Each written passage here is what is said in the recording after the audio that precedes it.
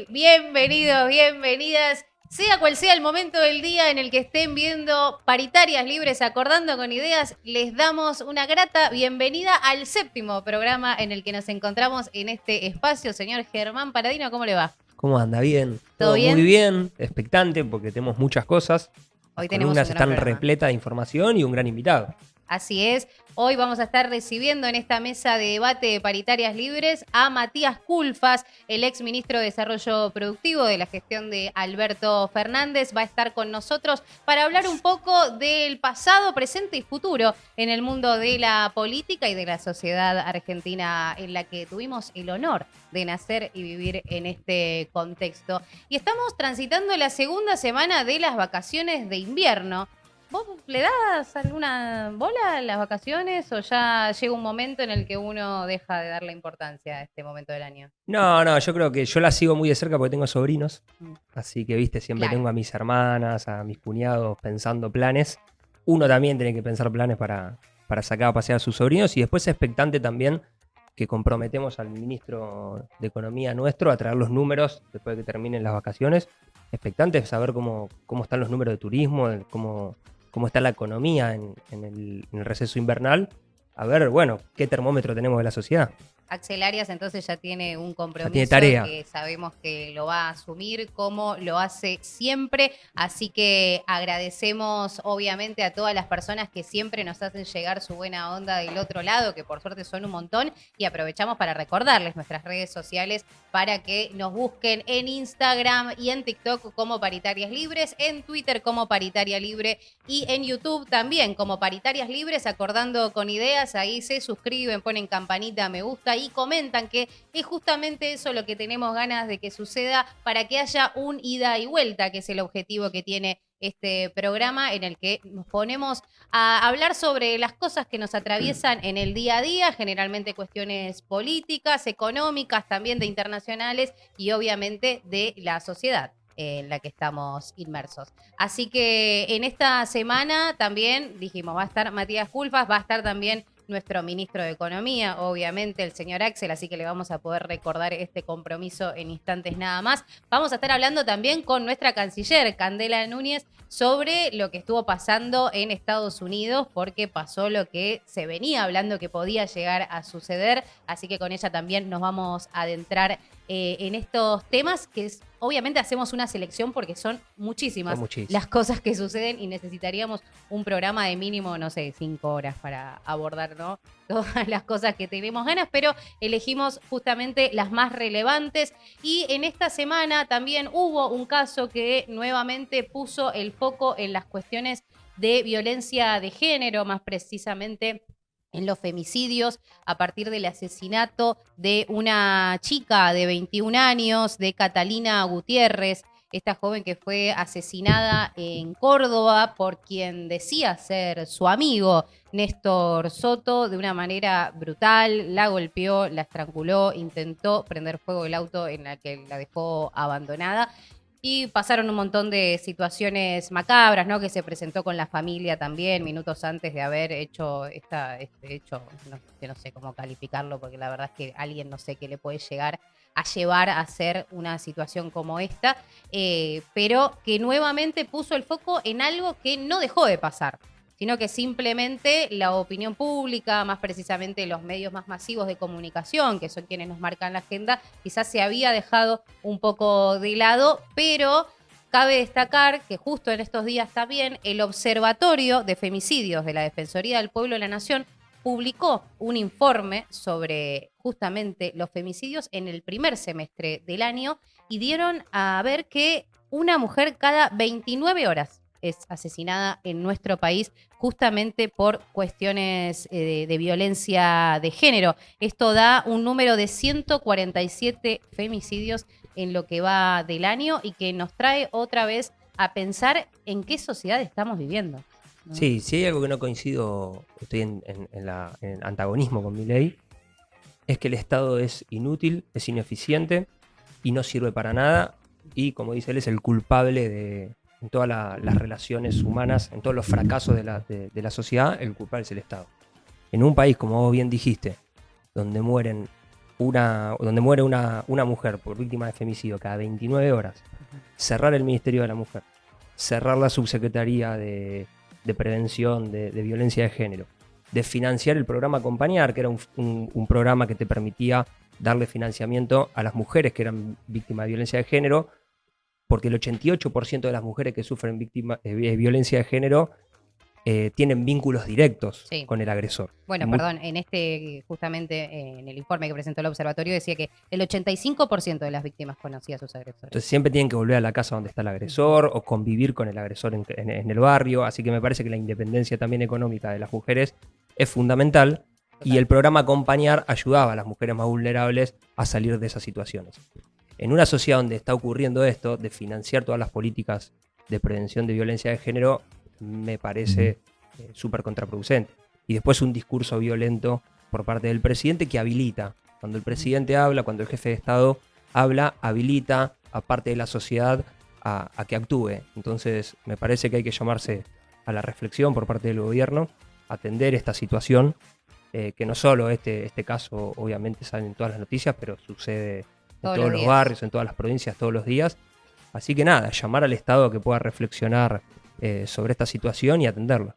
Estoy completamente de acuerdo en lo que planteás, pero hay una situación que a mí me parece que también la tenemos que atender, y es qué beneficios dio hasta ahora cuando estaba el Ministerio de Mujeres, Géneros y Diversidad. Yo soy creyente que también tiene que existir, se tiene que abordar desde el Estado este tipo de situaciones, pero me preocupan las maneras en las que se abordan. Porque si justamente, bueno, tenemos un gráfico que seguramente lo están viendo, que hace una comparativa de 2017 al 2024 sobre los primeros semestres de los años, donde muestran la cantidad de femicidios que se registraron en la Argentina, que sabemos que lamentablemente son muchos más, ¿no? Porque estos son los que se pudieron registrar, pero ocurren que no se llegan a denunciar o que son catalogados como otro tipo de muerte y no de femicidios. Y acá vemos cifras que son realmente muy preocupantes. Si bien en el 2022 bajó a 130 en el primer semestre, después en el segundo volvió a aumentar, acá vemos que en el 2023 repuntó de una manera tremenda a 151. Hoy estamos contando 147 en los primeros 6 meses de este año y el año pasado sucedía esto. Entonces a mí me preocupa cuando se tratan temas tan importantes desde un lugar que son consignas, que creo que hay un montón de programas y de instancias que sí funcionaban, pero que no iban al foco real del asunto. Entonces, me parece que es necesario que el Estado tome cartas en el asunto. Me parece que sacar las cosas cuando se denuncia que están mal no es la solución. Hay que arreglarlas y hacer que funcionen bien, no sacarlas, más cuando se tratan de cosas tan importantes como es esta situación, pero sí abordarlos realmente con la responsabilidad que genera. Porque hay un montón también de denuncias de mujeres que llamaban al 144 y que no le daban bola, o que se presentaban a estas oficinas de estos programas de acompañar, donde por llegar 10 minutos tarde a las oficinas no les respetaban el lugar y tenían que volver en otro momento, siendo que la mayoría vivía en lugares mucho más alejados y no se contemplaba esta situación. Entonces me parece que estamos tratando sobre un tema muy importante, muy grave, donde la vida está en juego, ni más ni menos, y que además la vida está en juego y mientras tanto estamos hablando de modos de vida que son muy malos para las mujeres, porque obviamente que cuando se llega a consumar el hecho, en la mayoría de los casos anteriormente se vivieron violencias de género previas que llevaron a este desenlace fatal. Entonces yo quisiera llamar a que desde todas las arcas políticas se tome este tema con la responsabilidad que tiene. Que no sea solamente un eslogan de campaña, que no sea solamente una utilización para un momento específico, ya sea épocas electorales o no, pero que sí se aborden estas situaciones con la responsabilidad y con la seriedad que hace falta que suceda. El problema que cuando la ineficiencia, como vos bien marcás, le respondés con destrucción total, con desfinanciamiento y encima con agresividad hacia la mujer. Me parece que en los gobiernos peronistas yo creo que se ha trabajado mucho en la simbología, que no creo que sea menor porque crea cultura. Y después en muchos programas que creo que no resolvían el tema de fondo, pero sí contenían un montón de situaciones que hoy están al libre albedrío. Y me parece que también el tema género, tendríamos que traer también a una especialista sobre el tema, pero creo que tiene dos patas. Primero, lo que puede hacer el gobierno, en simbología, en programas, en financiamiento, en contención, porque sepamos que nosotros tenemos un Estado y tenemos un sistema político que está muy lejos de transformar realidades, sino que recién llega a contener. Ahora vamos a tener un retroceso terrible que ya ni contener situaciones vamos a poder. Como podemos ver en los clubes de barrio, todos los programas que se están cerrando, el de financiamiento total del Estado. Pero creo que los gobiernos peronistas se llegó por lo menos a ese umbral de poder contener situaciones. Así que me parece que hay que revisar la eficiencia de esas políticas públicas y la capacidad del Estado que tiene para ejecutarlas en lo ancho y en lo largo del país.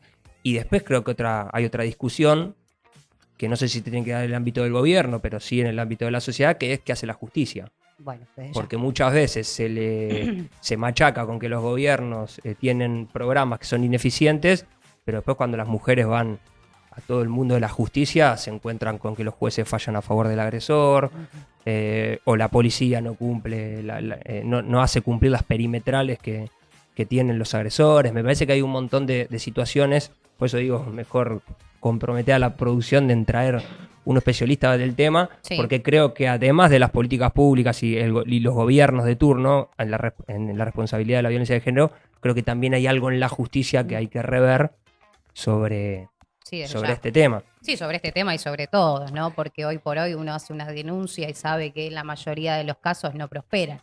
Esto que se habla de que entran por una puerta y salen por la otra, cuando estamos hablando de que realmente es gente que se comprueba que tiene algún tipo de implicancia en algún suceso, como por ejemplo el caso del asesinato de este chico Bastián, el nene que estaba saliendo con la mamá de un club de entrenar y que un policía abrió fuego contra unos delincuentes para todos lados y lo mató al nene de 10 años, que iba caminando con la madre. Esa situación se pudo comprobar que alteraron el lugar, que hicieron cualquier cosa a la policía de Wilde y aún así salió excarcelado. Entonces, esto totalmente, la justicia es quien te marca el precedente de lo que se puede hacer y de lo que no, que realmente tiene una pena. Y si no existe la pena, si no te dan importancia cuando vas a hacer una denuncia, mismo veíamos en este informe que armó el Observatorio de Femicidios de la Defensoría del Pueblo, que también hay un gran porcentaje que realizó denuncias y que no fueron tenidas en cuenta. Y denuncias que constan, porque también sabemos de casos de mujeres que van y ni siquiera le toman la denuncia, porque no están marcadas, porque no tienen ganas, por un montón de situaciones. Entonces, desde ya que son distintos eslabones que hacen a esta cadena y a que hoy sigamos hablando de este suceso que son los femicidios, que es la violencia de género, que lamentablemente crece a niveles disparatados, ¿no? Porque si bien en los últimos años se empezó a hablar cada vez más de la violencia hacia las mujeres, pasó toda la vida, ¿no? Es algo que era tabú, pero que históricamente sabemos de hechos de este estilo, pero que es evidente que necesitamos encontrar una manera de abordar este tema que se complemente con la actual para que se vea reflejado en los hechos. Porque es fundamental crear espacios de contención y de seguridad para las mujeres, para que podamos sentirnos en confianza para contar lo que nos pasa, pero también es fundamental que haya algo que genere que esto no siga ocurriendo. Porque si una mujer sigue muriendo cada 29 horas, evidentemente hay algo que estamos haciendo que está mal y que esto tiene que terminar. También hay mucha desinformación, que eso hace que se malentiendan las cosas, muchas veces adrede, muchas veces no. Cuando hablamos, por ejemplo, de la cuestión del patriarcado y se cree que solamente afecta a las mujeres, no, a los hombres también los condiciona desde que nacen porque es una cuestión cultural. El tema es que somos las mujeres las que terminamos asesinadas. Entonces, obviamente, el Estado tiene que intervenir, tiene que trabajar en esto, pero me parece que en el mientras tanto siempre es importante predicar desde el ejemplo. no festejando las violencias de las personas que tenemos al lado, que muchas veces pasa que no sé, es un amigo y entonces, bueno, te reís ante una situación que quizás es para prestar atención. Y son cosas que se pueden evitar y que marcan precedentes. Bueno, entonces, siempre desde el ejemplo, hoy ¿no? parecería que está en retroceso todo Sí. eso que decís. Creo que en los grupos de amigos o en cualquier grupo de trabajo donde se genere una discriminación, parece que nadie salta a interpelar esa situación porque hay como una onda así media de derecha o media, por ejemplo, si tenemos que nosotros situar en una fuerza política que defienda los derechos de las mujeres y de todo tipo de género, puede ser el progresismo, peronismo, y creo que hoy se está dando mucha discusión en una fuerza como el progresismo, como el peronismo, sobre eso. ¿Cuánto progresismo tiene que tener nuestro frente electoral o cuánto el progresismo se tiene que esconder porque la sociedad está derechizada? Y ahí hay me parece un debate interesante, porque parece que militantes del progresismo tienen que empezar a correrse hacia la derecha y por ahí dejar algunas banderas en pos de construir un proyecto político que genere mayorías, o no, bancar las banderas y ir a chocar derecho con la fuerza de la libertad avanza. Y creo que ahí es una discusión interesante que se tiene que dar el peronismo, cuánto componente progresista tiene que tener el modelo político, económico y social que presenta en el futuro. Total, y también quizás corrernos un poco, ¿no?, de esto de hablar siempre de las derechas, de las izquierdas, y que en estas cosas al menos el sentido común, el bienestar de la persona que tenés al lado, el respetar, el tratar al otro como querés que te traten a vos, ¿no?, que son cuestiones que exceden las situaciones políticas, que son parte de nuestro día a día y que tienen que partir desde la educación, ¿no? Sí, exceden, pero hay un montón hay gran parte de la sociedad que cree que la fuerza de Milei se constituyó al calor de las políticas de género. Y yo creo que están totalmente equivocados. Me parece que lo que falló fue la economía. Y viste que parece que porque nos cebamos, entre comillas, sobre las políticas de género, parece que lo creamos a Milei. Bueno, discutámoslo. Hay que debatirlo. Hay que debatirlo, porque creo que nadie quiere discutir el modelo económico, nadie tiene idea de qué modelo económico y productivo tiene que tener la Argentina, y entonces caemos en los lugares fáciles. Totalmente, y vamos a debatirlo esto porque lamentablemente es una situación que sigue, que va a seguir y que da para que lo tratemos en profundidad, pero justamente como estamos hablando de la cuestión política, donde uno dice, che, bueno, ¿por qué no atendemos estas cosas cuando estamos hablando de la vida directamente? Vemos que la política se encuentra en otros lugares, ¿no? Y si pasamos un poco a los hechos de la coyuntura, venimos a lo que está sucediendo en el gobierno nacional en este momento, más precisamente con lo que mayor notoriedad tomó en estos días, que es esta interna que existe entre Javier Milei y la vicepresidenta Victoria Villarruel, que desde que empezó la gestión se dice que no están muy bien, que van en algunas cosas uno para un lado, ella va para el otro, pero que ante la mirada pública se muestran como que está todo bien, hasta que pasó la situación de que salimos campeones de América y los jugadores, más precisamente Enzo Fernández, publicó un video con cánticos que, bueno, eran discriminatorios hacia jugadores de Francia, y se armó todo un revuelo, pero que era dentro del ámbito futbolístico, hasta que la vicepresidenta hizo un tuit que todavía sigue fijado, al menos hasta esta grabación estaba fijado en su Twitter personal, en la que casi tiro al mar. Que se puso a criticar al gobierno de Francia directamente, cuando el gobierno de Francia no se había pronunciado al respecto, pero bueno, ella sacó ahí la chapa nacionalista, defendió a los jugadores, se metió en un montón de otras cosas y parece que generó un conflicto también con el gobierno francés, ¿no? Ahí fue Karina Milei, la secretaria de la presidencia, a hablar con el embajador, pedir disculpas sobre la hora, sí, y Javier Milei, que dijo que no fue un tuit feliz, y se ve que a Victoria mucho no le importó porque el tuit sigue estando ahí. Y ayer, esta semana, perdón, estuvo en Catamarca en la fiesta del poncho y le preguntaron sobre esto a Victoria Villarruel y Parecería que no le genera mucho ruido que digamos. A ver, escuchémosla a ver, y pensemos qué dice. ¿Molestó o se malinterpretó el tuit de la vicepresidenta cuando habló del colonialismo francés? Porque bueno, hasta quizás dentro del mismo gobierno por ahí se tuvo una opinión distinta, ¿no? Yo siempre quise defender a la selección argentina y a los argentinos, así que todas las demás interpretaciones la verdad que paso por alto y no me ofendo. Siempre creo que lo más importante es estar apoyando a cada uno de los argentinos y la selección nos da tantas alegrías que creo que todos estamos de acuerdo en agradecerles, en apoyarlos y en estar siempre con ellos. Políticamente, ¿cómo está el gobierno?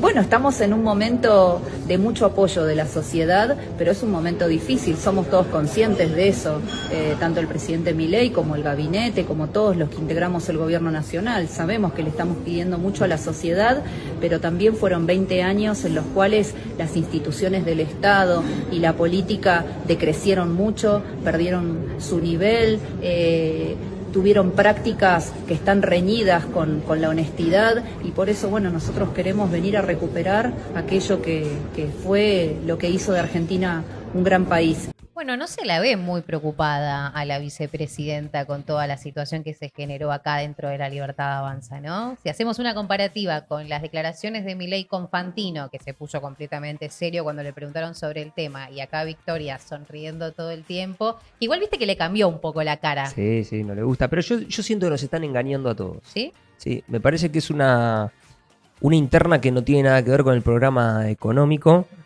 Yo creo que está muy de acuerdo en lo económico y en lo social.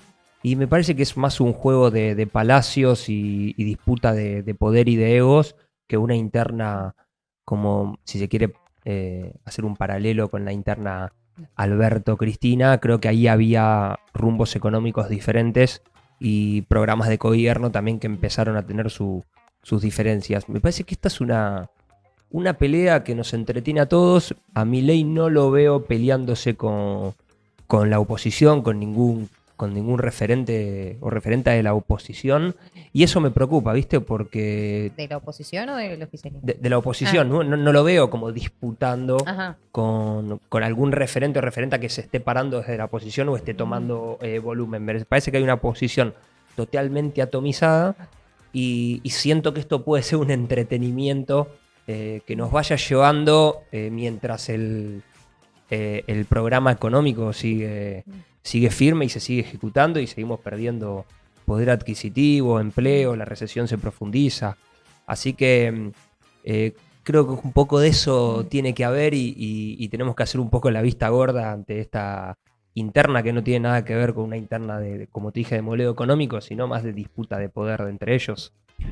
Aparte también a entrar Karina Milei a la disputa, la hace pelear con la vicepresidenta y creo que Milei tiene el margen de pararse por arriba sobre esa disputa. Jamoncito, como le había dicho Villarruel, ¿te acordás? Sí, ella lo ubica en el medio, entre ellos dos, pero yo puedo verlo más que él está parado por arriba y se empieza a pelear la hermana con su vice y a él lo puede liberar de esa interna que tenía supuestamente con Villarruel. Es una visión, puede ser. Lo que también es cierto es que hay algunos otros funcionarios que están tomando de alguna manera cierto partido, no de forma directa, pero por ejemplo en Catamarca, justamente donde estuvo Victoria Villarruel y veíamos este video, Jalil no descartó poder trabajar con Victoria Villarruel. Cuando se lo preguntaron, dejó como abierta la pregunta. A mí me da la sensación que quizás sí es algo que nos está entreteniendo un poco en medio de un montón de otras cosas graves que realmente están pasando en este momento, pero que ese grado de poca experiencia que tiene el gabinete más cercano, ¿no? De los que están más en el día a día de Javier Milei, pueden llegar a ser a que se generen este tipo de disputas. Y vos lo decías, no más por protagonismo, pero bueno, evidentemente acá el protagonismo para el presidente es importante. Está todo el tiempo hablando que quiere ganar premios, que quiere que lo reconozcan en el mundo, de ir a dar discursos, ¿no? Como que también evidentemente su figura y su imagen es de relevancia para el gobierno. Por eso yo no termino de descreer del todo, pero veremos qué ocurre en el correr de los días, lo veremos quizás con un poco más de claridad o no. Pero ¿sabes que también es llamativo que siempre hubo disputas entre el presidente y los vicepresidentes en la historia argentina? Sí. Yo me quedaba obviamente con el ejemplo más reciente de Alberto y Cristina, pero me puse a buscar y vi que desde Sarmiento con Alsina tenían problemas. Que hasta Sarmiento diciéndole, hay una frase que aparece mucho en los libros, diciendo, vos dedicate a tocar la campanita durante 6 años, que después cada tanto yo te invito a comer para que veas que está todo bien, pero no te metas en el gobierno. Entonces es algo llamativo en la historia argentina, esta relación de presidentes y vicepresidentes, que tampoco nunca se mantuvo la misma fórmula entre los presidentes que fueron reelegidos. ¿Será una figura a repensar, si se quiere? Lo veremos, a ver qué es lo que pasa. Nuestra hermosa historia nunca deja de sorprendernos ni aburrirnos, eso sobre todo, pero donde sí pasó de casos de presidentes y vicepresidentes que se mantienen la fórmula es en Estados Unidos, por ejemplo, donde sí, al contrario de lo que estamos hablando en Argentina, tienen otro tipo de relaciones diferentes los políticos, obviamente con todas sus cosas que van surgiendo. Mismo la semana pasada hablábamos sobre la figura de Biden, si estaba un poco viejo o no para estar en ese lugar, si era capaz para poder afrontar el desafío que significa ser presidente de los Estados Unidos. Y efectivamente sucedió lo que muchos creían, muchos querían, muchos no creían que podía llegar a pasar, y era que Biden se baje de la candidatura a presidente y le dio su apoyo justamente y de forma contraria a lo que ocurre acá, a su vice Kamala Harris. Pero para hablar un poco más de esto y en serio, vamos a llamar a nuestra canciller de Paritarias Libres, a Candela Núñez. Cande, venite, por favor, sumate a esta mesa porque queremos saber tu opinión sobre esto que finalmente ocurrió, pasó. Bienvenida, ¿cómo estás? ¿Cómo andan? ¿Todo bien? Bien. Bueno, sí, Estados Unidos sigue dándonos columnas, ¿no? Sí. Uno se No pone para. a armar algo de energía de Europa y bueno, de la cachetada que te pega la realidad te vuelve a direccionar para hablar de Estados Unidos y esta campaña, que yo creo que vamos a tener un año donde se va a repetir mucho este tema porque están sucediendo un montón de cosas. Y como vos bien decías, Cami, se bajó Biden al final, luego de semanas bastante complicadas. No me quiero detener específicamente en el hecho en particular, porque bueno, ya abundó, digo, que se bajó, bueno, publicó un comunicado, dijo que quiere concentrar sus esfuerzos en lo que queda de la gestión y apoyó explícitamente a Kamala Harris. No es el único, hay un montón de delegados del partido y delegadas del Partido Demócrata que también acompañaron esta figura. Pero no sé si ustedes conocen más o menos un poco quién es, de dónde viene, qué hace. No, poco y nada, la verdad. Poco y nada, bueno. Bien, hay una historia alrededor de Kamala Harris que es que rompió algunos de los récords, ¿no? Es la primera vicepresidenta de la historia mujer en Estados Unidos. Además, tiene una descendencia de inmigrantes, digo, es hija de una jamaiquina, un jamaiquino y indios también. Rompió récords también en sus accesos a cargos directivos, a cargos con responsabilidad, ya que fue senadora de los Estados Unidos, creo que es la segunda senadora mujer negra de Estados Unidos. Fue fiscal general de estados importantes, conoce a Donald Trump y hace un par de días dio una entrevista diciendo: yo conozco muy bien a Donald Trump porque siempre tuvo una vida muy ligada a la justicia, fue fiscal general de algunos estados. Entonces es una figura disruptiva, es una figura que nos da mucho para hablar, que también nos presenta un panorama bastante incierto de qué va a suceder, porque digo, hace unas semanas hablábamos, no está todo definido, decía yo, esto vuelve a abrir un poco más el panorama. Y si antes estaba abierto, ahora es un final, me parece que va a largue penales y todo, porque es una figura bastante importante y con características muy particulares, ¿no? De todas formas, no está confirmada del todo. No está confirmada del todo, tiene el apoyo verbal de los delegados del Partido Demócrata, pero falta la confirmación y la candidatura oficial. Y acá traje un tema un poco disruptivo también, que no estamos muy acostumbrados a hablar, que es el financiamiento, ¿no?, de la campaña en Estados Unidos. Eso me llamó mucho la atención. Sí, porque este lunes que pasó, Kamala Harris rompió el récord de recaudación de donaciones, digamos, juntando $100 millones en un día. Eso es muy diferente a lo que ocurre acá en la política. Es muy diferente. ¿no? Nosotros tenemos la ley de financiamientos de partidos políticos que incluye un sistema mixto entre lo que es el esquema de financiación privada con donantes individuales o empresas hasta cierto límite, con un fuerte financiamiento del Estado Nacional de parte del Ministerio del Interior. Allá eso está en otra sintonía, digamos. Acá nunca se celebra como, mira la plata que Exacto. juntaron para la candidatura. Y estamos en un sistema en Estados Unidos que tiene que hacer campañas, en un gran territorio, con un federalismo muy amplio, entonces necesitan efectivamente de muchísimos recursos, también teniendo en cuenta que tenemos a Donald Trump enfrente con un esquema de financiación corporativo tremendo. Y lo que ocurrió fue que el lunes rompió este récord del Partido Demócrata. En la historia del Partido Demócrata fue la persona o la candidata que más juntó fondos. Y un poquito para explicar el sistema, los partidos políticos de Estados Unidos y los candidatos pueden recaudar, los individuos pueden hacer aportes individuales a ciertas fuerzas, a ciertos candidatos. Tienen un límite, no es que pueden donar absolutamente todo el dinero que se les ocurra, sino que tiene un límite. Pero hay algo que se llaman los comités de acción política, que son organismos que se encargan de juntar dinero y donárselo a algunos satélites del partido para, de alguna manera indirecta, financiar las campañas, ¿no? Y esto lo pone en la mesa Kamala Harris. Lo pone en la mesa hablando en un discurso diciendo a Donald Trump lo están financiando corporaciones. Y también nos lleva un debate de ¿esas corporaciones le van a pedir cosas a cambio o lo van a hacer por amor al arte? De onda.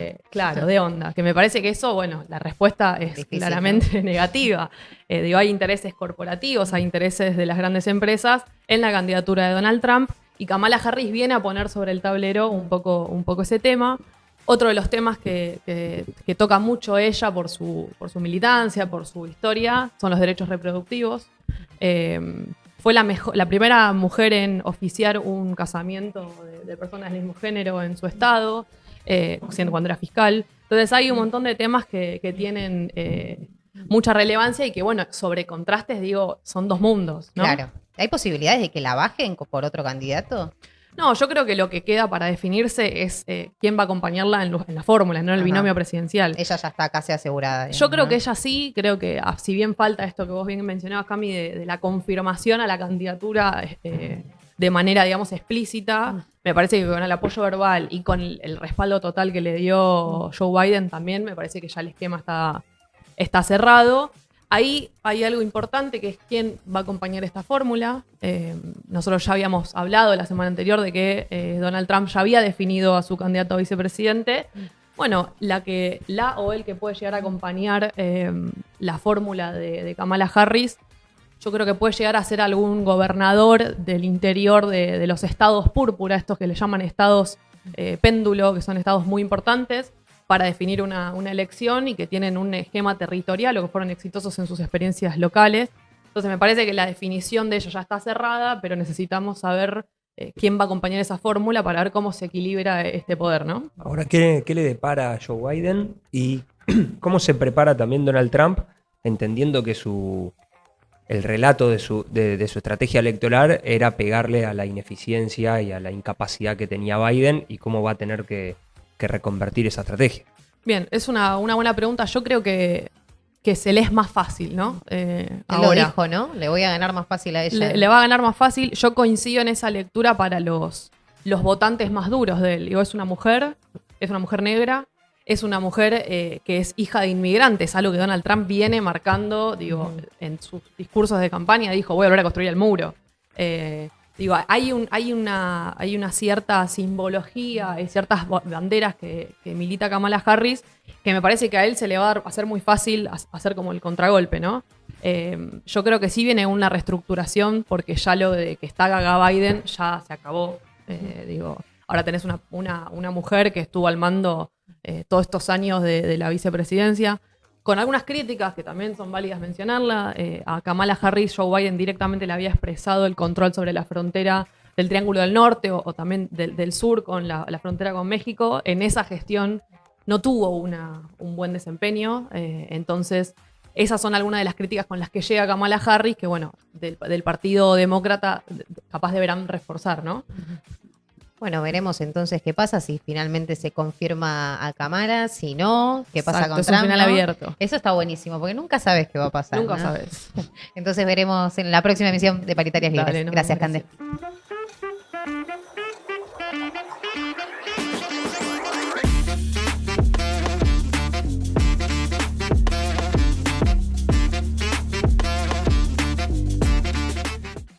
Seguimos ampliando la mesa de debate de Paritarias Libres, acordando con ideas, y hoy recibimos al economista y exministro de Desarrollo Productivo, Matías Culfas. ¿Qué tal, Matías? ¿Cómo estás? Un gusto. Un gusto es nuestro. Te damos la bienvenida también a nuestro propio ministro de Economía, el señor Axel Arias, que se suma a esta mesa. ¿Cómo estás, Axel? Todo bien, todo tranquilo. Nos alegra que estés también acá. Matías Culfas, vamos a hacer un repaso muy breve sobre tu historia política para que después nos metamos de lleno con la coyuntura y las preguntas que tenemos ganas de hacer. Matías fue subsecretario de PYME en el gobierno de Néstor Kirchner, director del Banco Nación y gerente general del Banco Central en el gobierno de Cristina Kirchner y ministro de la producción en la gestión, bueno, justamente de Alberto Fernández. Pero además ejerce la docencia en la UBA y en la carrera de Economía de la Escuela de Economía y Negocios de la UNSAM. Y por otro lado, dirige el Centro de Estudios Económicos Idear Desarrollo. ¿Estamos en lo correcto? Este último que es un poco viejo, mi consultora se llama Audemus. Ah, ok. Pero el otro está todo correcto. Genial. Y antes de meternos en hechos de la actualidad y también del pasado, queríamos preguntarte qué fue lo que te llevó a involucrarte en la política y si eso se mantiene en la actualidad o cambió algo. La injusticia, sobre todo la injusticia social. Tengo el recuerdo de la infancia, de vivir en un hogar de clase media y de enfrentarme cotidianamente con situaciones de desigualdad, de pobreza, de ir a tomar el tren para irnos de vacaciones en una familiar agradable y ver un chico en Constitución abriendo la puerta del taxi. Esas cosas, digamos, que generan dolor, empatía, bronca, rebeldía. Y bueno, yo te diría de chico, ya en la secundaria empecé a militar y a trabajar justamente en esto de militar políticamente y en pensar, cómo construir algo diferente, algo que genere un mundo con oportunidades para todo el mundo, con justicia social. Bien, y hoy nos encontramos en una coyuntura, difícil para todos. ¿Cómo crees que llegamos a Milei presidente? Varias cosas. Lo primero, cuando uno aleja un poquito el zoom y dice, veamos la foto del último tiempo, dice, después de 2011 Argentina no creció más. No creció sostenidamente, creció un año sí, un año no, 2 sí, 2 no.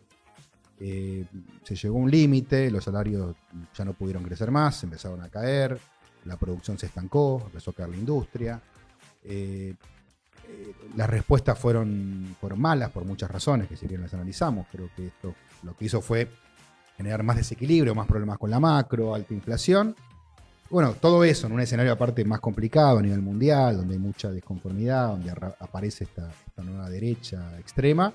Creo que da un caldo de cultivo donde el enojo de la gente, comprensible por un lado, hace que una propuesta tan disruptiva y tan absurda, diría, tenga cabida y un espacio en la política argentina. ¿Y por qué crees que ese proceso en el 2011, que venía virtuoso hasta el 2011, deja de crecer? ¿Hay algo que se agota? ¿O hay un relato que pierde fuerza?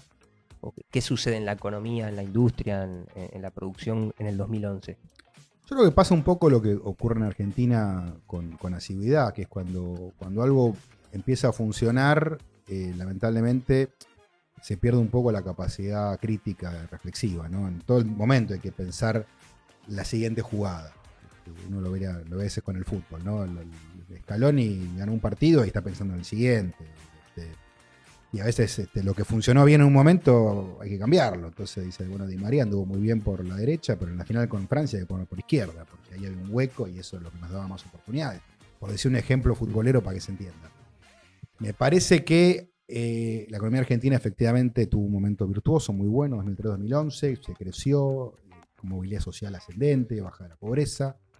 Y cuando había que hacer algunos ajustes, ¿no? Es decir, para bajar la inflación, que se había acelerado.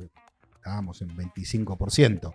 Hoy lo vemos casi nos parece algo que estaría buenísimo volver a eso, pero era un problema. Tener esa inflación, creo que es la antesala a la acumulación de los problemas. Creo que la política industrial, la política energética mostraban fallas importantes. Y bueno, creo que la decisión que se tomó en ese momento, en vez de resolver esos problemas bien de fondo, fue patear hacia adelante. Ahí viene el cepo cambiario.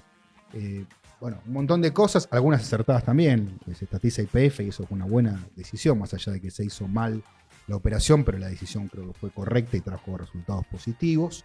Bueno, me parece que este tipo de errores de diagnóstico es lo que explican la sucesión de problemas posteriores. El gobierno, perdón, no. No, quería entrar a ese punto porque, principalmente hablando de los gobiernos peronistas, ¿no? Que siempre los problemas que aparecen en estos modelos de crecimiento, de distribución del ingreso, movilidad social ascendente, son básicamente los mismos, que es la restricción externa y un desequilibrio fiscal. Ya mirando a futuro y con el problema que vos planteabas del 2011 para acá, ¿cuáles son las discusiones que faltan hacia adelante y cómo calibrar eso para que no siga pasando? ¿Viste? Porque pareciera que el único que lo pudo manejar eso fue Perón en el segundo plan quinquenal y Néstor Kirchner en el primer kirchnerismo. Después, ¿qué discusión tenemos que dar para que eso no vuelva a pasar? Mira, la primera discusión de fondo es entender cómo funciona la macroeconomía argentina, porque yo sigo escuchando muchos diagnósticos de gentes importantes o de compañeros que creo que siguen pifiándola.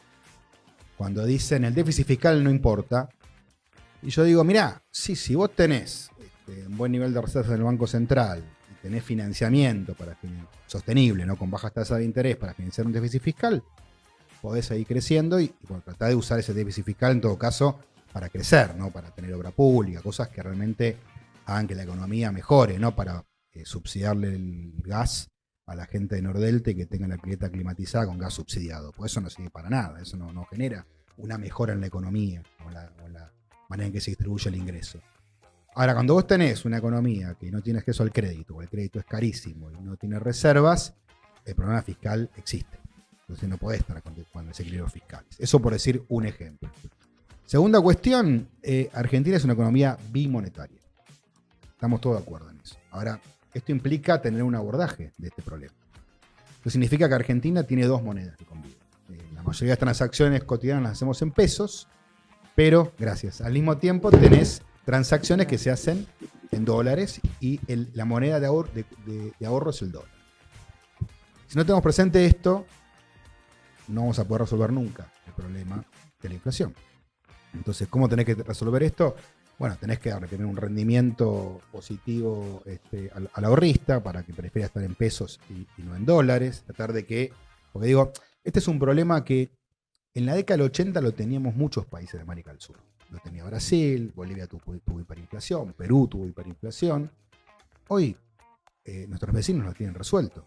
Vos mirás y decís, che, mirá, la economía de Chile o de Brasil, el ahorro de los chilenos y brasileños está en los bancos o en el mercado de capital. Tienen más o menos casi lo mismo que un PBI depositado en los bancos o en el mercado de capitales. Argentina no llega ni al 20% del PBI. Quiere decir que no ahorramos, no, sí. El problema es que la mayor parte del ahorro está en cuentas del exterior, están bajo el colchón, cajas de seguridad, con lo cual nos limita seriamente a financiar genuinamente el hipotecario, el crecimiento de las inversiones. Por eso digo, estas cuestiones a nivel macro, en el peronismo hace rato que no están bien saldadas. Y esto es un tabú y es clave resolverlo, porque no es una pavada, es un tema nodal. Y en segundo lugar, lo productivo, porque ahí una de las discusiones que tenemos, absurda para mí, una falsa antinomia, es, mirá, el peronismo es distribucionista. Trabajar sobre la oferta productiva es ser desarrollista, y no somos desarrollistas. Y yo digo, ojo, el primer desarrollista de la Argentina no fue Frondizi, fue Perón. El plan quinquenal, el segundo plan quinquenal, demuestra claramente ese perfil desarrollista, el plan del 52, la nueva política industrial y agropecuaria que implementa Perón en los 50, incluso revisando parte de su política, porque él lo que se da cuenta con toda lógica es que nos estábamos gastando todo lo que nos entraba de dólares por alimentos comprando petróleo, teniendo en el subsuelo un montón de petróleo que no podíamos explotar. Entonces decíamos, YPF está muy bien, pero no alcanza. Y ahí Perón se da cuenta y dice, tenemos que hacer, además de lo de YPF, un acuerdo con una compañía extranjera para que traiga tecnología y capitales para aumentar la producción petrolera. Esto es Perón. Por eso digo, yo a veces escucho una idea que dice, no, mirá, el peronismo es distribuir. Y yo digo, sí, obvio, pero ojo, porque si la economía no crece, como nos pasa hace 13 años, y vos querés distribuir, distribuís pobreza. Entonces, la antinomia no es crecer o distribuir, es crecer y distribuir. Y para crecer necesitas un plan productivo, un plan energético, un plan industrial. Y esto me parece también ha faltado y ha habido una idea de confrontación permanente con los empresarios. Y esto me parece que es un error. No porque no haya que confrontar en más de una ocasión, sino por fascinarse con el conflicto y no entender que ahí parte de la idea de comunidad organizada es también construir un proyecto común. Y vos que has trabajado con el sector pymes y con el sector industrial, ¿encontrás esas estigmatizaciones que muchas veces hacen parte del frente? Como decís vos, viste que lo ponen como los demonios, como los que no quieren invertir, los que se llevan la plata afuera, los que están en contra de la generación de trabajo genuino, si se quiere, entre comillas. ¿Vos ves eso cuando trabajás con ellos, cuando los conocés? ¿O ves tipos que realmente quieren el crecimiento de la industria nacional y la generación de trabajo? Mirá, los empresarios son los que tenemos. Yo a veces veo gente, no, si tuviéramos, mire, yo me acuerdo, un gran maestro nuestro, Aldo Ferrer, decía, mirá, todo tiene que ver con el contexto en que se produce. Los empresarios japoneses hubiesen vivido en Argentina, hubiesen tenido las mismas conductas que los empresarios argentinos.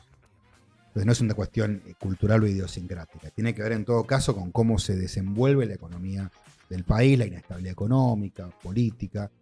Dicho esto, yo he visto de todo, he visto empresarios muy buenos, que son buenos en su negocio, por ahí no tienen la mirada de país, pero tienen su mirada sectorial y de lo que hacen, otros que también tienen alguna mirada más de pensar el país, pero la política, en lo que consiste fundamentalmente, es poder liderar eso. No es esperar que otro lo lidere, no es, esperemos a que los empresarios tomen la posta y sean productivistas, distribucionistas, podría al revés, tengamos una fuerza política que pueda tener la capacidad de persuadir para llevar adelante un proyecto político donde lo que busquemos de los empresarios fundamentalmente es que inviertan en Argentina y que lo que invierten reditúe en más trabajo, en mejor tecnología, en mejores condiciones laborales.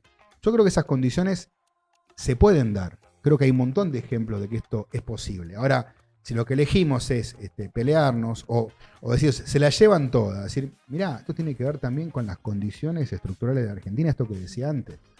A ver, no es que los argentinos se quieren llevar la plata afuera. Hay una condición, decía, de inestabilidad y de falta de rendimiento de la moneda nacional que hace que el ahorro esté en buena medida fuera del sistema financiero. Eso no significa que sea capitales fugados. Algunos se van, pero otros están circulando, solo que en una condición de informalidad. Y esto hay que revertirlo, y se revierte con otra política macroeconómica y resolviendo los tabúes que vos recién mencionabas. Desde el gobierno dicen que uno de los impedimentos que más se encuentran al momento de gestionar son las regulaciones. ¿Vos estás de acuerdo con esta visión? Yo creo que es una visión dogmática y que como todo dogma está equivocado. Mirá, las regulaciones y desregulaciones son instrumentos, no son objetivos en sí mismos.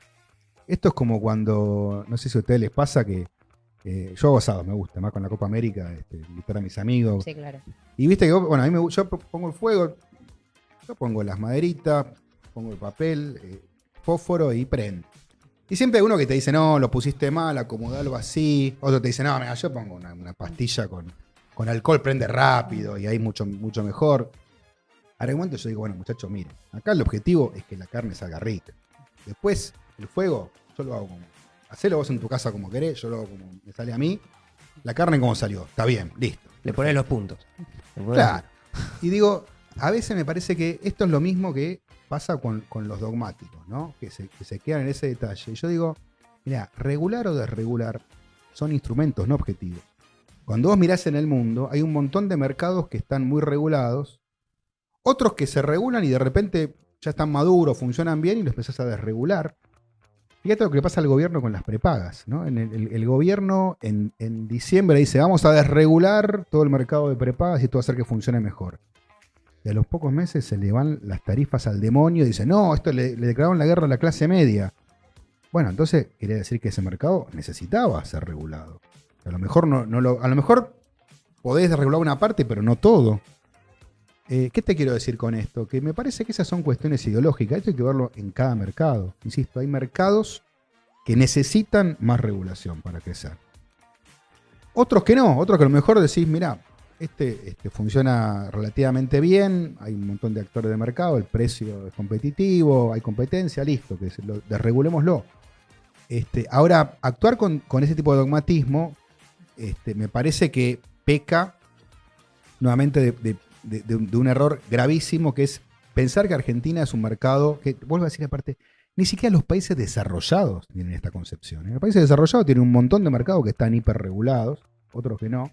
Así que digo, creo que este tipo de estrategia sobreideologizada va al fracaso.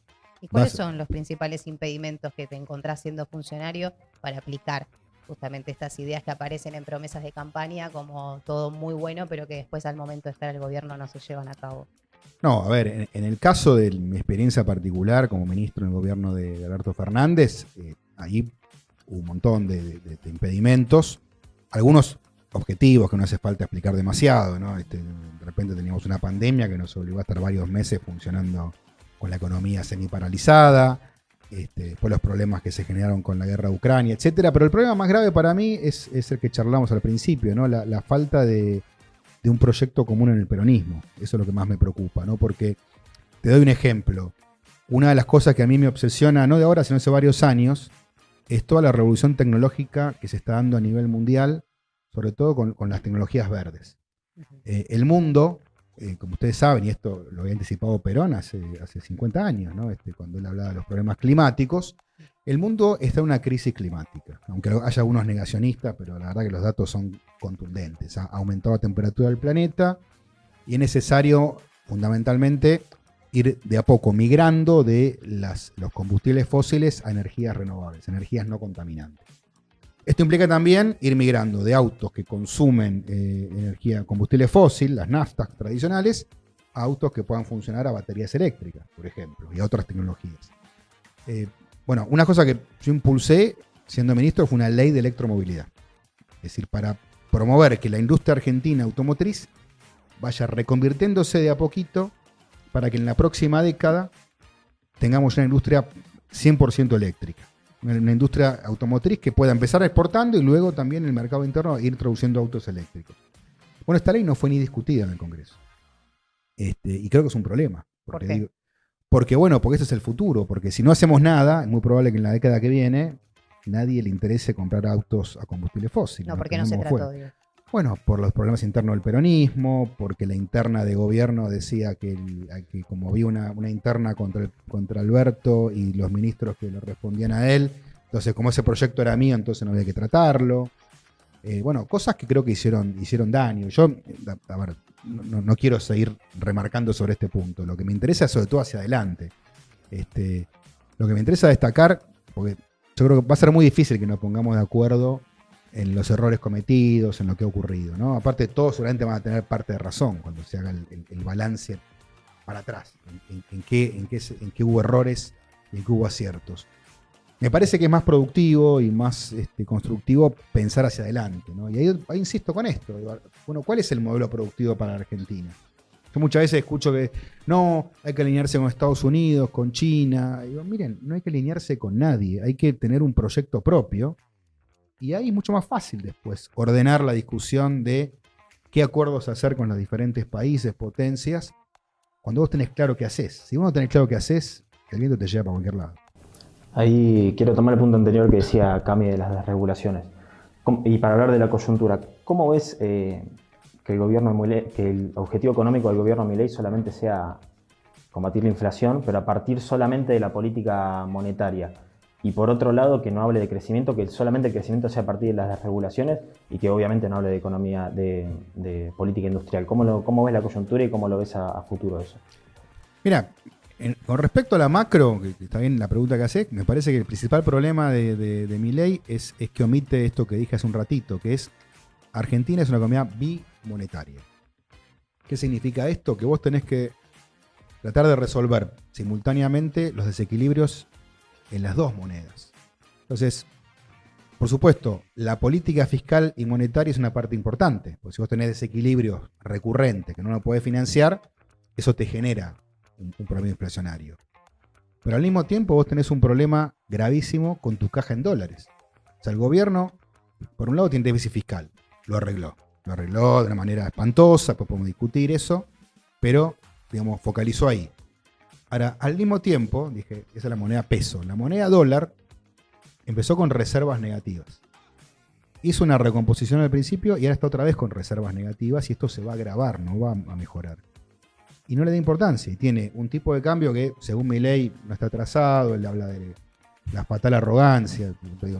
Escucharon esa frase. Sí, Él dijo, la fatal arrogancia de pensar en el atraso cambiario, que es un error, porque en realidad nadie puede saber cuál es el tipo de cambio de equilibrio. Digo, bueno, chacho, vamos a ser claros. Los argentinos que se cruzan, los mendocinos que van a Chile a comprar, ¿son fatales arrogantes o en realidad están viendo un atraso cambiario y piensan que les conviene comprar en Chile? Los argentinos que antes se hacían turismo dentro del país y que ahora se van al exterior, ¿son fatales arrogantes? Bueno, digo, y así un montón de ejemplos que nos muestran que me parece que el equivocado es el gobierno.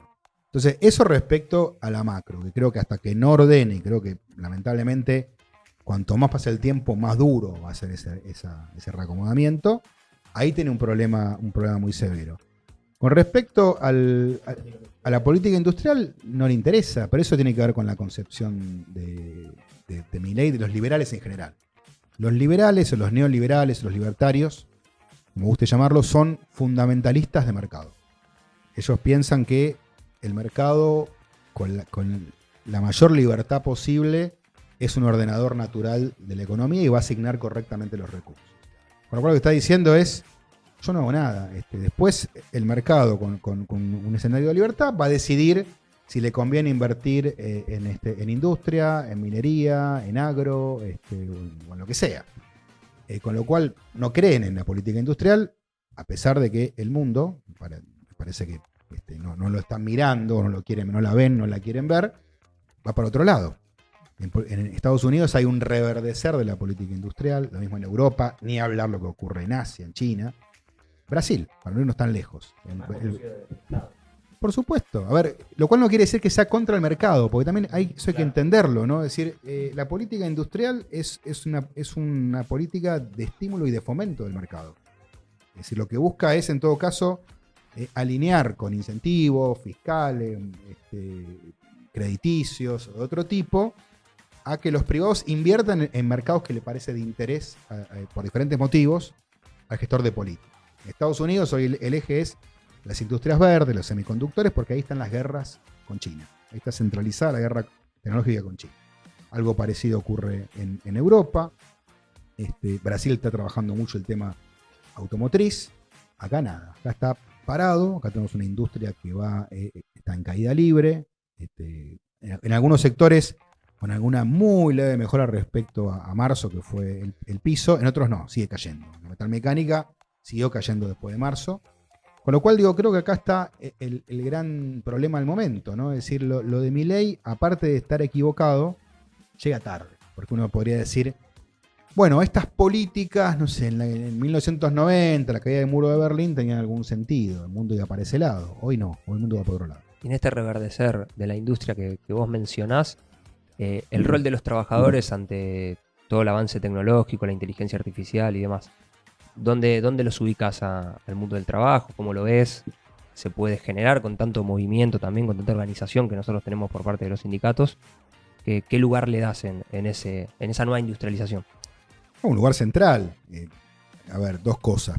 Primero, mi experiencia personal, yo puedo decir con orgullo, a pesar de todas las dificultades, que nosotros pusimos en marcha la industria nuevamente. La industria estaba en un subsuelo cuando llegamos y encima complicado con la pandemia. Durante el periodo de Macri se habían perdido 180.000 puestos de trabajo. Recuperamos casi todos los puestos que se habían perdido. La industria terminó el gobierno de Alberto Fernández muy por encima del nivel previo a la asunción de Alberto. Una industria que volvió a recuperar dinamismo, inversión, empleo. Obviamente con muchos desafíos por delante, pero se recuperó. Y parte de esa recuperación se hizo con los sindicatos, porque en algunos casos, yo tengo un recuerdo hermoso del trabajo con Antonio Caló en la UOM, que él me decía muchas veces, mirá, acá hay fábricas que cerraron o fábricas que están funcionando a media máquina, que por ahí con algún empuje y con el cambio de política industrial pueden recuperarse, y así fue. Empezaban nuevamente a abrir sus puertas, a recuperar puestos de trabajo, lo mismo con Esmata, con Piñanelli. la verdad que tenemos un trabajo muy cercano con el sindicalismo. Y esto se puede seguir fortaleciendo.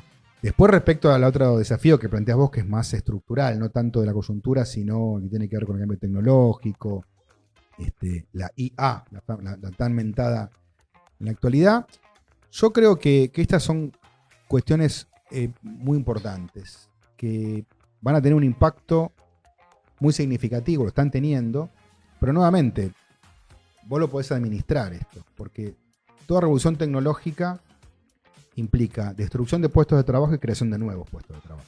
Esto ha pasado así en toda la historia. Ustedes recuerdan los luditas, aquella secta que rompía las máquinas porque decía que el cambio tecnológico iba a destruir el trabajo humano.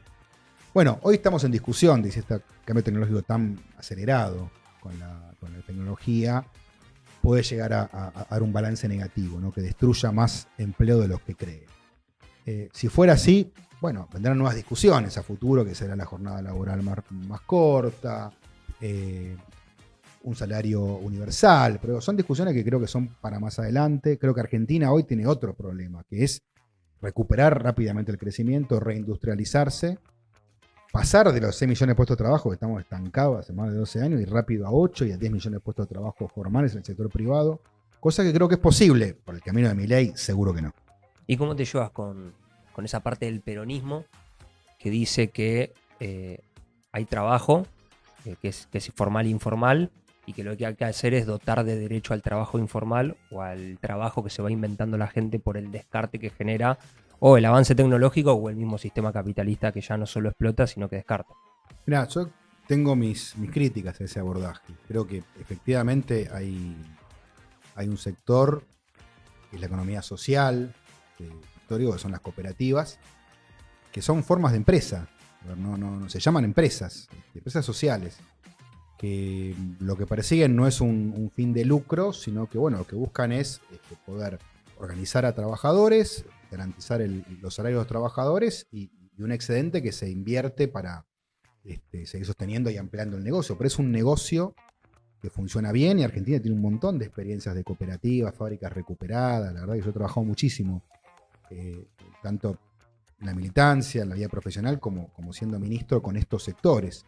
Ahora, me parece que hay un sector de la política en el peronismo que tiene un diagnóstico equivocado, que dice, no, en realidad el sector privado no puede generar más empleo, entonces hay que crear cooperativas que se sostienen con subsidios públicos. Y ojo, una cosa es darle un subsidio a una cooperativa para que se equipe y para que mejore su negocio, y otra muy distinta es decir, mira, tengo un subsidio permanente para algo que no funciona, que no tiene efectivamente un reaseguro de ingresos como para garantizar los salarios de los trabajadores. Con lo cual, mi visión con eso es primero que Argentina, insisto, hace más de 12 o 13 años que no crece, o sea, en realidad hay que recuperar el crecimiento, y eso es con un plan productivo, y siendo ministro impulsamos el plan Argentina Productiva 2030, que es una hoja de ruta que está disponible y creo que sigue vigente, puede ser actualizada, mejorada, pero creo que es una buena hoja de ruta de cómo generar empleo genuino en Argentina. Y después de la otra discusión, que es qué hacemos básicamente con dos cosas. Con los 4 millones de laburantes en negro que hay, que son laburantes. No tienen un estatus, tienen un estatus contractual distinto al laburante formal, pero son trabajadores, no tienen nada que ver con las organizaciones de economía popular. Son empleados, en dependencia, pero en la informalidad. Muchos en el Estado también. En el Estado lo que tenés hoy, más que nada, que tenés como en el monotributo. Tenés contratos en monotributista. Claro. No, yo no me refiero, yo me refería a personas que están en negro.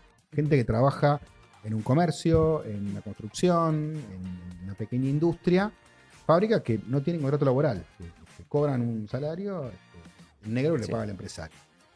Eso hay que formalizar. Eso hay que hacer un programa específico para micro y pequeñas empresas, muy sencillo, casi como una especie de monotributo, donde se asegure que esas empresas se formalicen y esos 4 millones de laburantes estén en blanco. Eso creo que es perfectamente posible, requiere un cambio en la legislación laboral, que creo que lo hemos rechazado erróneamente desde el peronismo, creo que hace una actualización, y eso me parece que es un cambio importantísimo. Y lo otro que hay que tener en cuenta, para mí, son nuevas formas de trabajo, que son las plataformas, ¿no? Vos fijate como síntoma, para que hagamos nuestra autocrítica, nuestra revisión crítica, ¿no? Por primera vez en décadas, un sector del trabajo decide votar a otra fuerza política. Los repartidores de delivery, los pedidos ya, etcétera, votaron a Milei.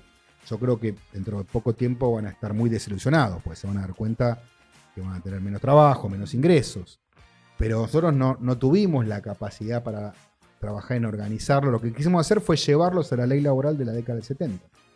Y es otra forma de trabajo. Con esto no estoy diciendo que haya que Es otro trabajador. desregularlo. Tiene que estar regulado, pero no con la... Vos fíjate lo que pasó el año pasado, creo que fue en la provincia de Buenos Aires, no sé si se acuerdan. La legislatura tuvo un proyecto de ley para regular las plataformas. Sí. Y fueron un montón de repartidores de Se delivery a armar quilombo, a rechazar esa regulación. Finalmente, después de la discusión, que se caldeó un poco, me acuerdo que deciden retirar el proyecto, y uno de los legisladores, cuando le preguntan qué van a hacer, dice: hemos decidido retirar el proyecto y lo vamos a discutir con los trabajadores.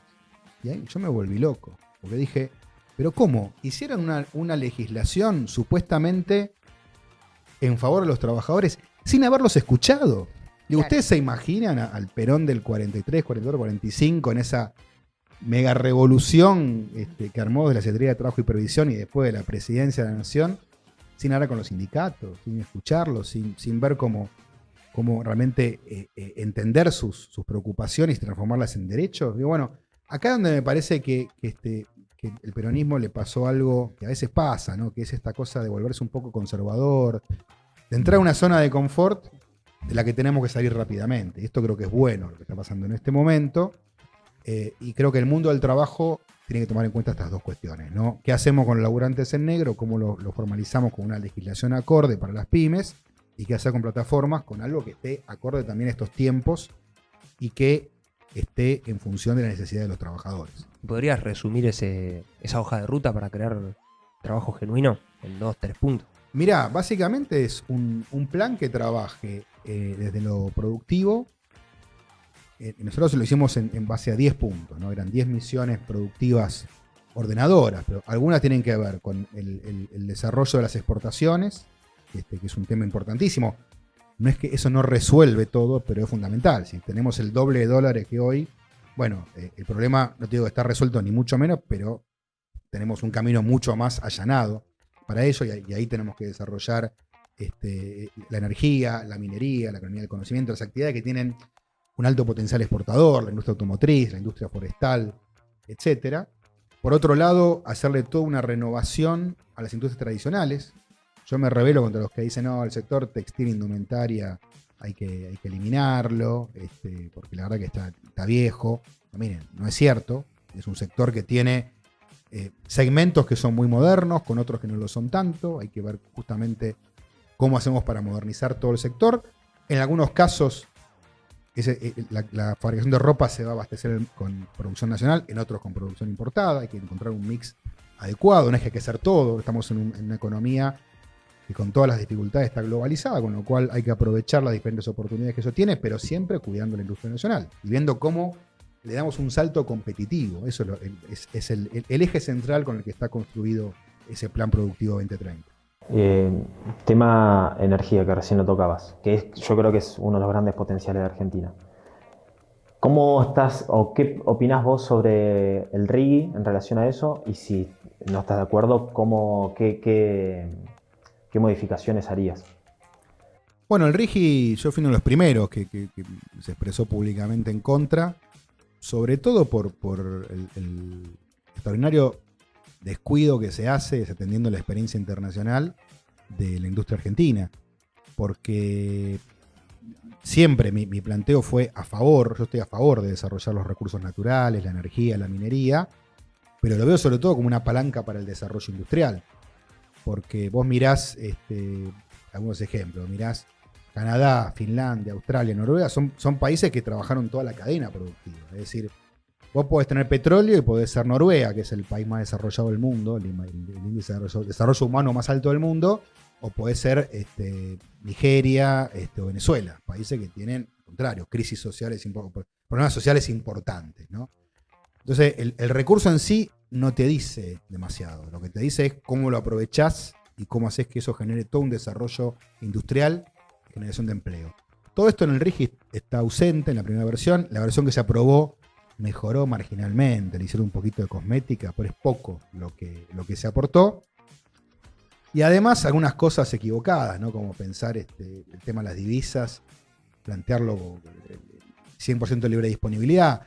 Y a ver, yo lo dije públicamente, Argentina tiene un problema serio con la inversión extranjera, con las grandes inversiones que necesitamos, que son necesarias para el desarrollo de la minería y de la energía, porque con los capitales que tenemos no nos alcanza, necesitamos algo de inversión extranjera.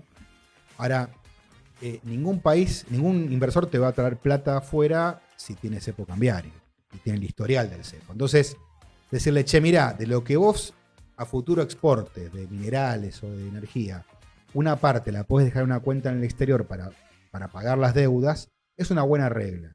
Ahora, no el 100%. Con el 30, el 50 está recontrahecho. Por eso digo, fue una mala ley hecha ni siquiera por los actores, sino por los estudios jurídicos que trabajan para y dentro del gobierno.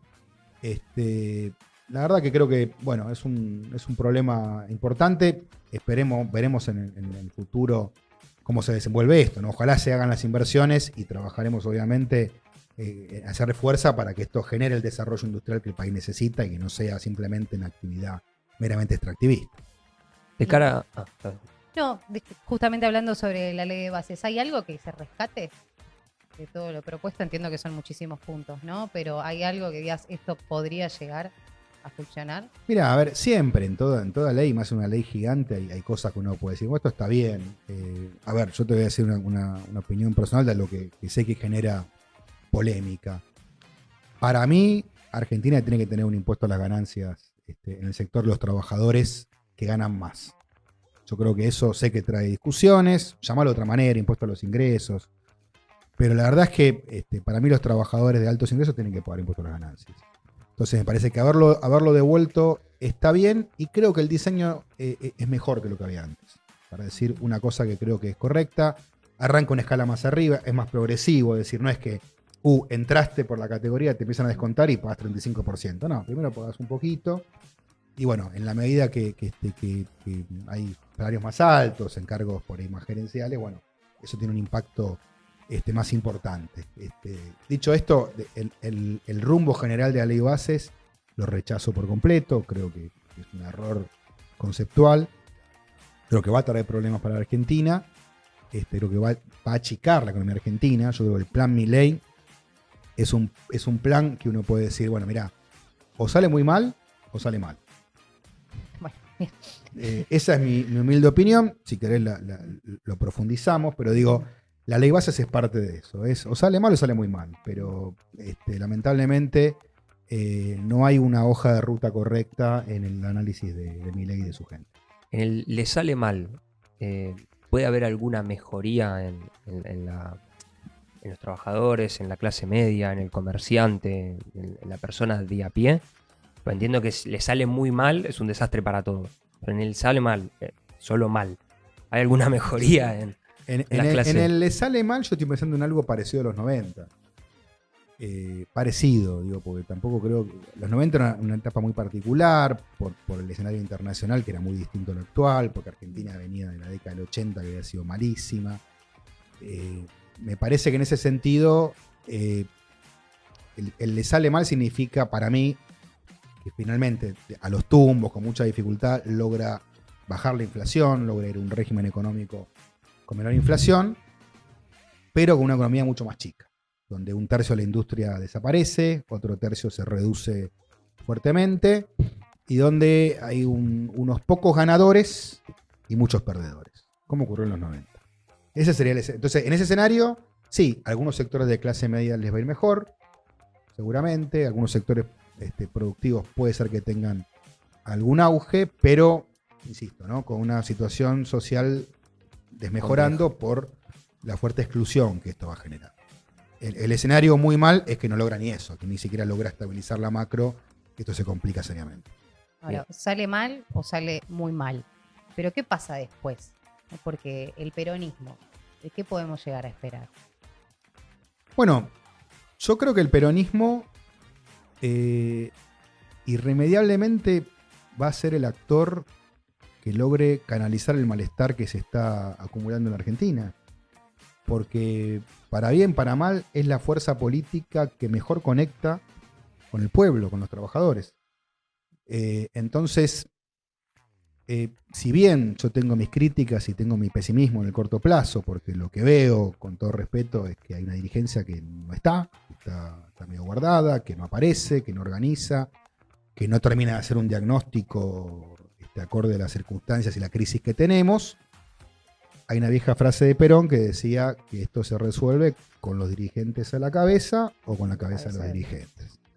Entonces, si dentro de unos meses la dirigencia no se pone en la cabeza, habrá otra dirigencia que resuelva este entuerto. Pero mi preocupación principal es que esto pueda redundar en una propuesta superadora. ¿Por qué digo esto? Porque la verdad es que, como arrancábamos la conversación, vos lo decías muy bien, bueno, hay un montón de tabúes, de problemas en el diagnóstico económico que hay que ajustar.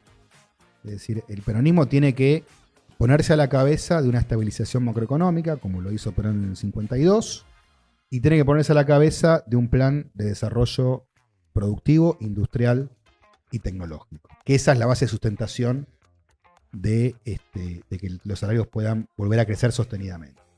Yo escucho gente, porque estas discusiones las tengo a veces en asados, a veces en las redes. Ah, bueno, este es un peronismo moderado, un peronismo que se corre al centro. No, es al revés. Si vos no tenés un plan productivo que haga que la economía se expanda, crezca y mejore su productividad, los salarios van a chocar recurrentemente contra un techo. Le pasó a Perón en el 48-49, le pasó a Cristina 2011, 2013, después no pudimos crecer más. Entonces, no tiene sentido jactarse, tuvimos el mejor salario de América Latina. Está bien, pero después no pudiste seguir creciendo. Y le entregaste el gobierno a Macri. O sea, es decir, no era sostenible eso. Entonces, la base de sustentación, de sostenibilidad, de una mejora permanente de los salarios, es un plan productivo que expanda las fronteras tecnológicas y productivas de la Argentina. Entonces, esto es lo verdaderamente, llamémoslo, peronista, justicialista, que el tiempo de hoy nos demanda. Y esto es lo que tenemos que discutir. Y vuelvo a decir, si lo discutimos para adelante va a ser más fácil. Si empezamos a discutir que Alberto hizo esto, que Cristina, que la renuncia de Guado, no nos ponemos de acuerdo nunca. Vamos a estar con esa discusión. Porque vuelvo a decirte, seguramente muchos tendrán razón parcial en lo que dicen. Ahora, si podemos discutir cómo se resuelve esto hacia adelante y podemos tener aparte de la generosidad de ampliar el espectro político y convocar también a mucha gente que está enojada, disconforme en otras fuerzas políticas, porque yo no veo que todos los radicales estén felices con De Loredo diciendo sí, bueno, está bueno trabajar para Milei. Yo veo un montón que están recalientes. Más bien todo lo contrario. Y hay un montón de gente del PRO. Acordémonos que el PRO también se nutrió de mucha gente que venía del peronismo y se fue para allá. Y que hoy dice, no, yo no quería esto. Y también a lo mejor, y gente como Miguel Pichetto, que me parece un dirigente excepcional. Entonces me parece que también hay que, a toda esa gente hay que llamarla, vuelvo a decir, no para andar pasándonos facturas, sino para ver cómo se construye para adelante. Y es un primer paso la reunión de los economistas de la mayoría de las tribus del peronismo, donde se planteó, por lo menos en lo económico, que la reindustrialización es lo que activa la generación de riqueza y demás. Mirá, creo que cualquier reunión que se utilice para discutir diagnóstico y que se para adelante me parece positiva. Después, si eso representa el momento del peronismo, te diría, creo que no. Me parece que no. Dicho esto, te digo las dos cosas. Por un lado está bien, por otro, si vos me decís, ¿eso saldó el problema? Ni a palos.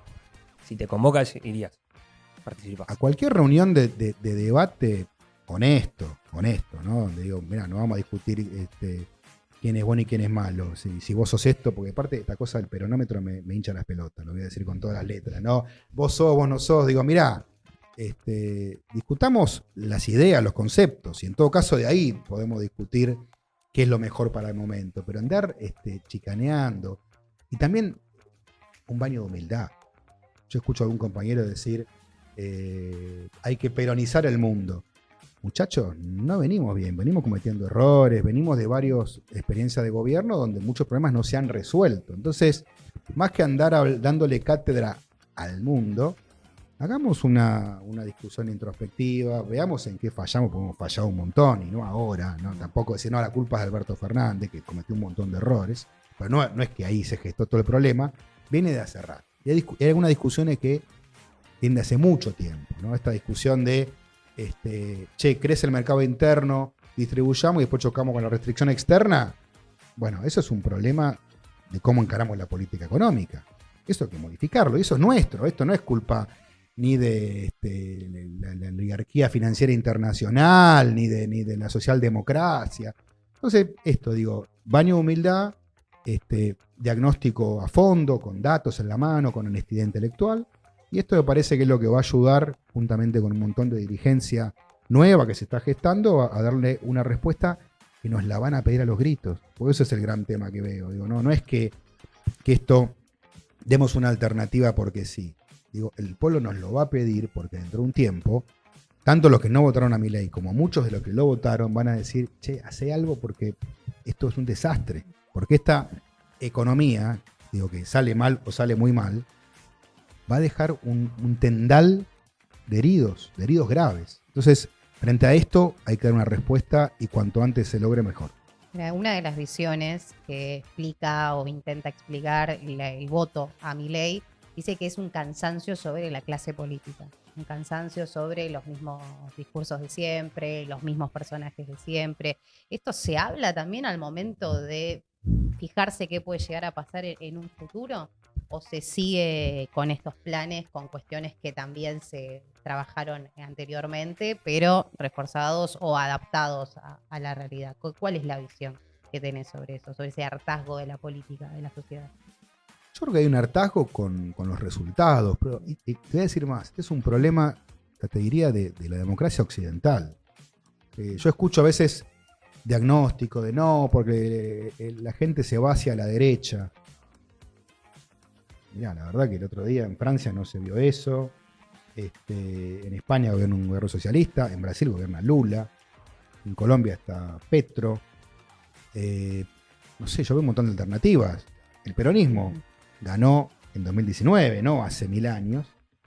Lo que hay es un cansancio de la gente con la falta de resultados. Hay un malestar en la globalización, como se definía hace algún tiempo, con matices. Obviamente ese malestar no es lo mismo Europa, Estados Unidos, que Argentina o Brasil. Claro.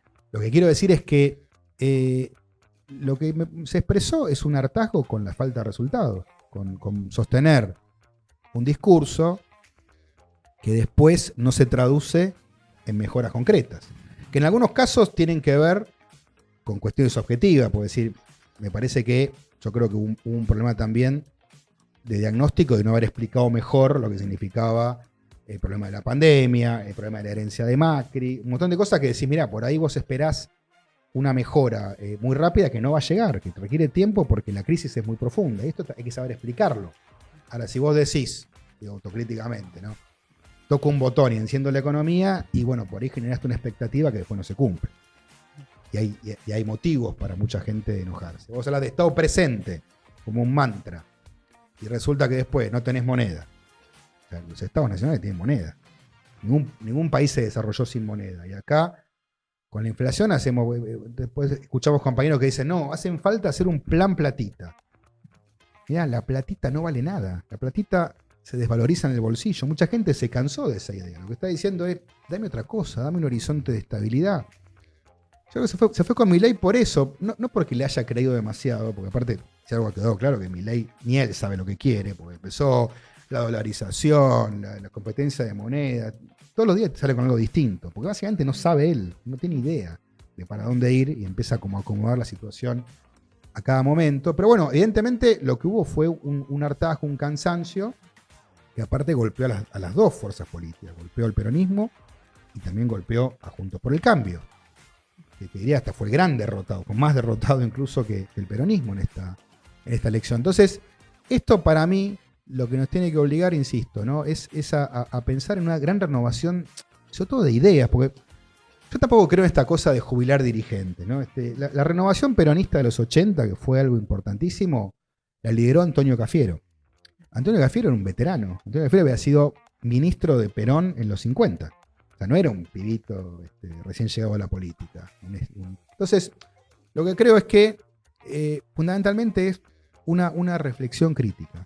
Y vuelvo a decir, no para flagelarse, sino para decir, mira, para adelante, qué cosas diferentes hay que hacer. Y eso creo que va a ordenar todo. Eso va a ordenar la dirigencia que evidentemente no compre ese plan, se irá a otro lado o armar otra cosa.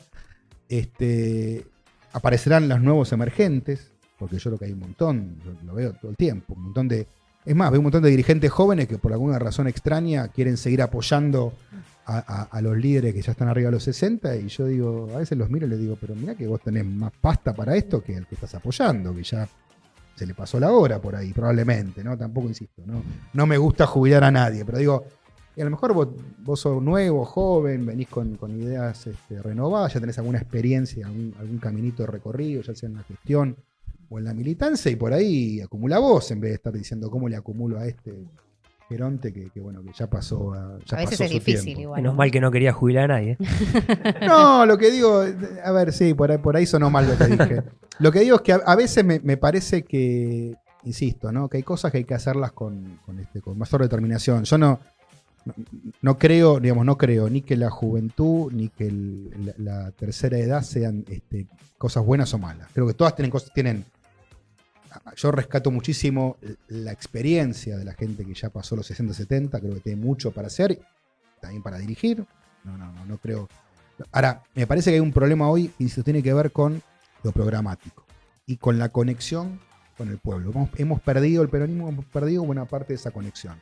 Y eso hay que recuperarlo con todo, con los viejos, con los jóvenes, con los intermedios, y con un programa claro y sensato. Muchas gracias, Matías. Un placer, un gusto. Un gusto. Matías Culfas, en Paritarias Libres.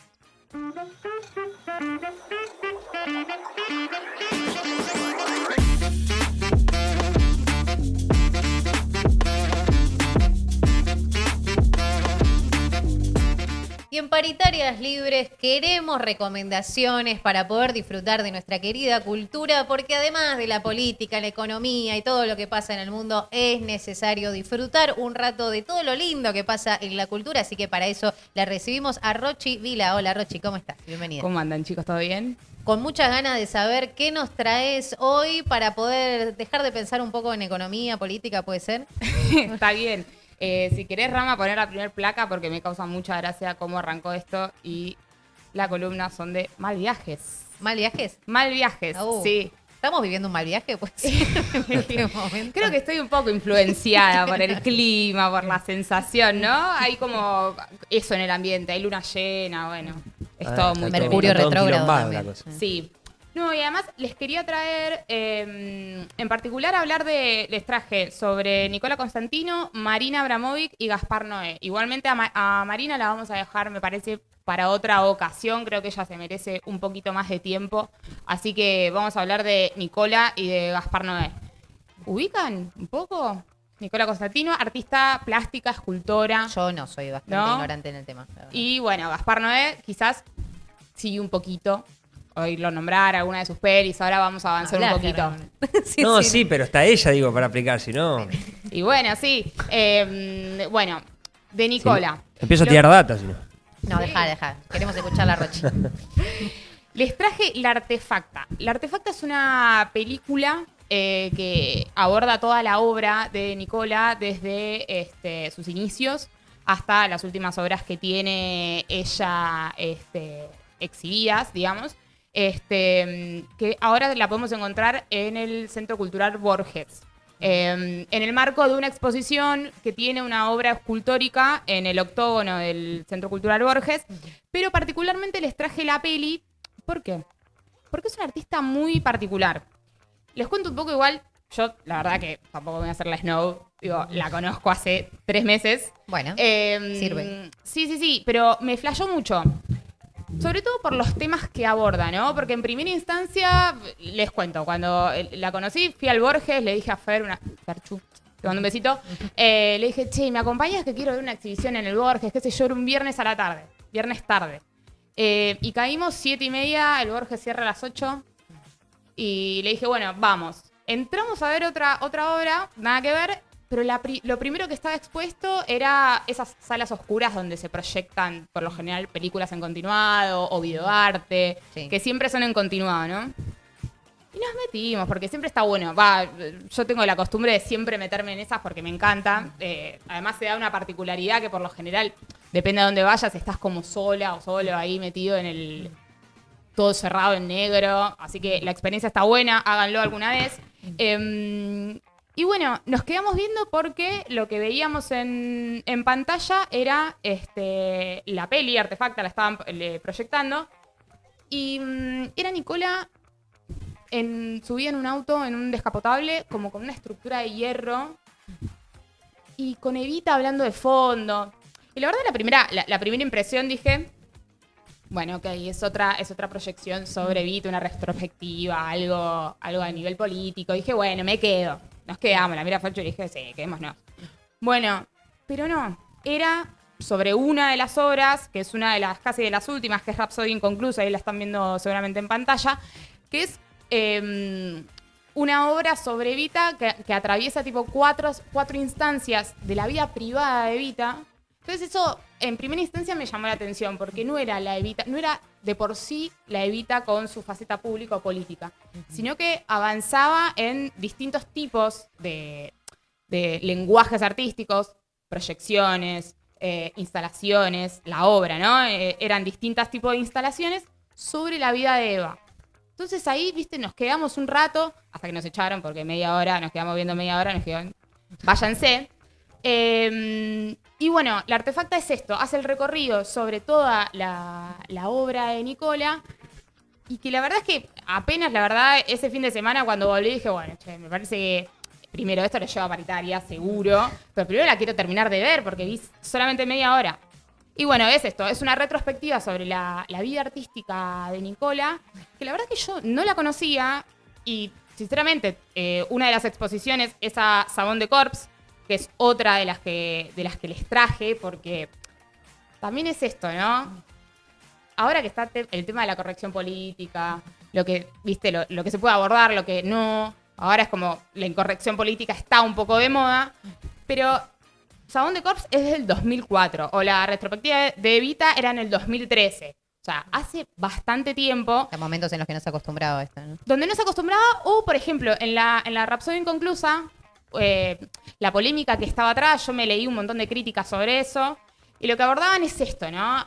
Otro momento de la sociedad, otro momento político de la Argentina, donde, claro, mostrarle a Evita en su vida privada, como un poco retirada de la política, si bien en estas facetas que Nicola aborda en su obra, está la faceta, que era una de las facetas que más le interesaba también a Nicola, que es con la Evita con el traje, recibiendo cartas, con el rodete. Tirante.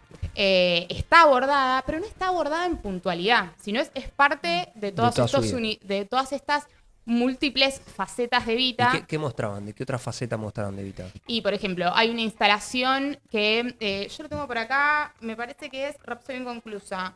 Es Eva a los sueños, Eva a la fuerza, Eva al espejo y Eva a la lluvia. Esas son las 4 instancias. Por ejemplo, Eva en el espejo es una instalación que la verdad que ojalá que en algún momento se vuelva a repetir, porque la verdad que me parece muy linda. Se puede observar en la página de Nicola, está todo. Es una instalación donde vos entras, está la cama y están todos un juego de espejos. Y proyectan en los espejos a Nicola personificando. Siempre Nicola es la protagonista. Sí, es la protagonista.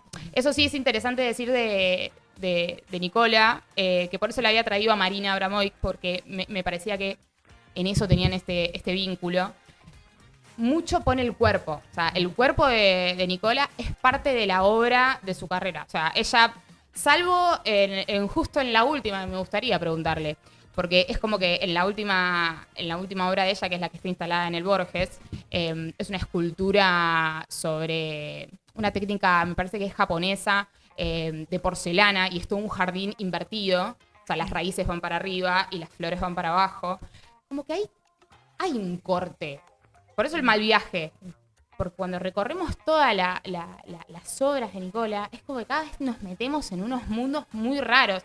Nicola es hija de un cirujano y de una costurera. Entonces, hay algo de esto, de, por ejemplo, todos los vestidos y todos los los distintos disfraces, bueno, no, disfraces no, los vestidos de Eva, por ejemplo, los cosió ella con la madre.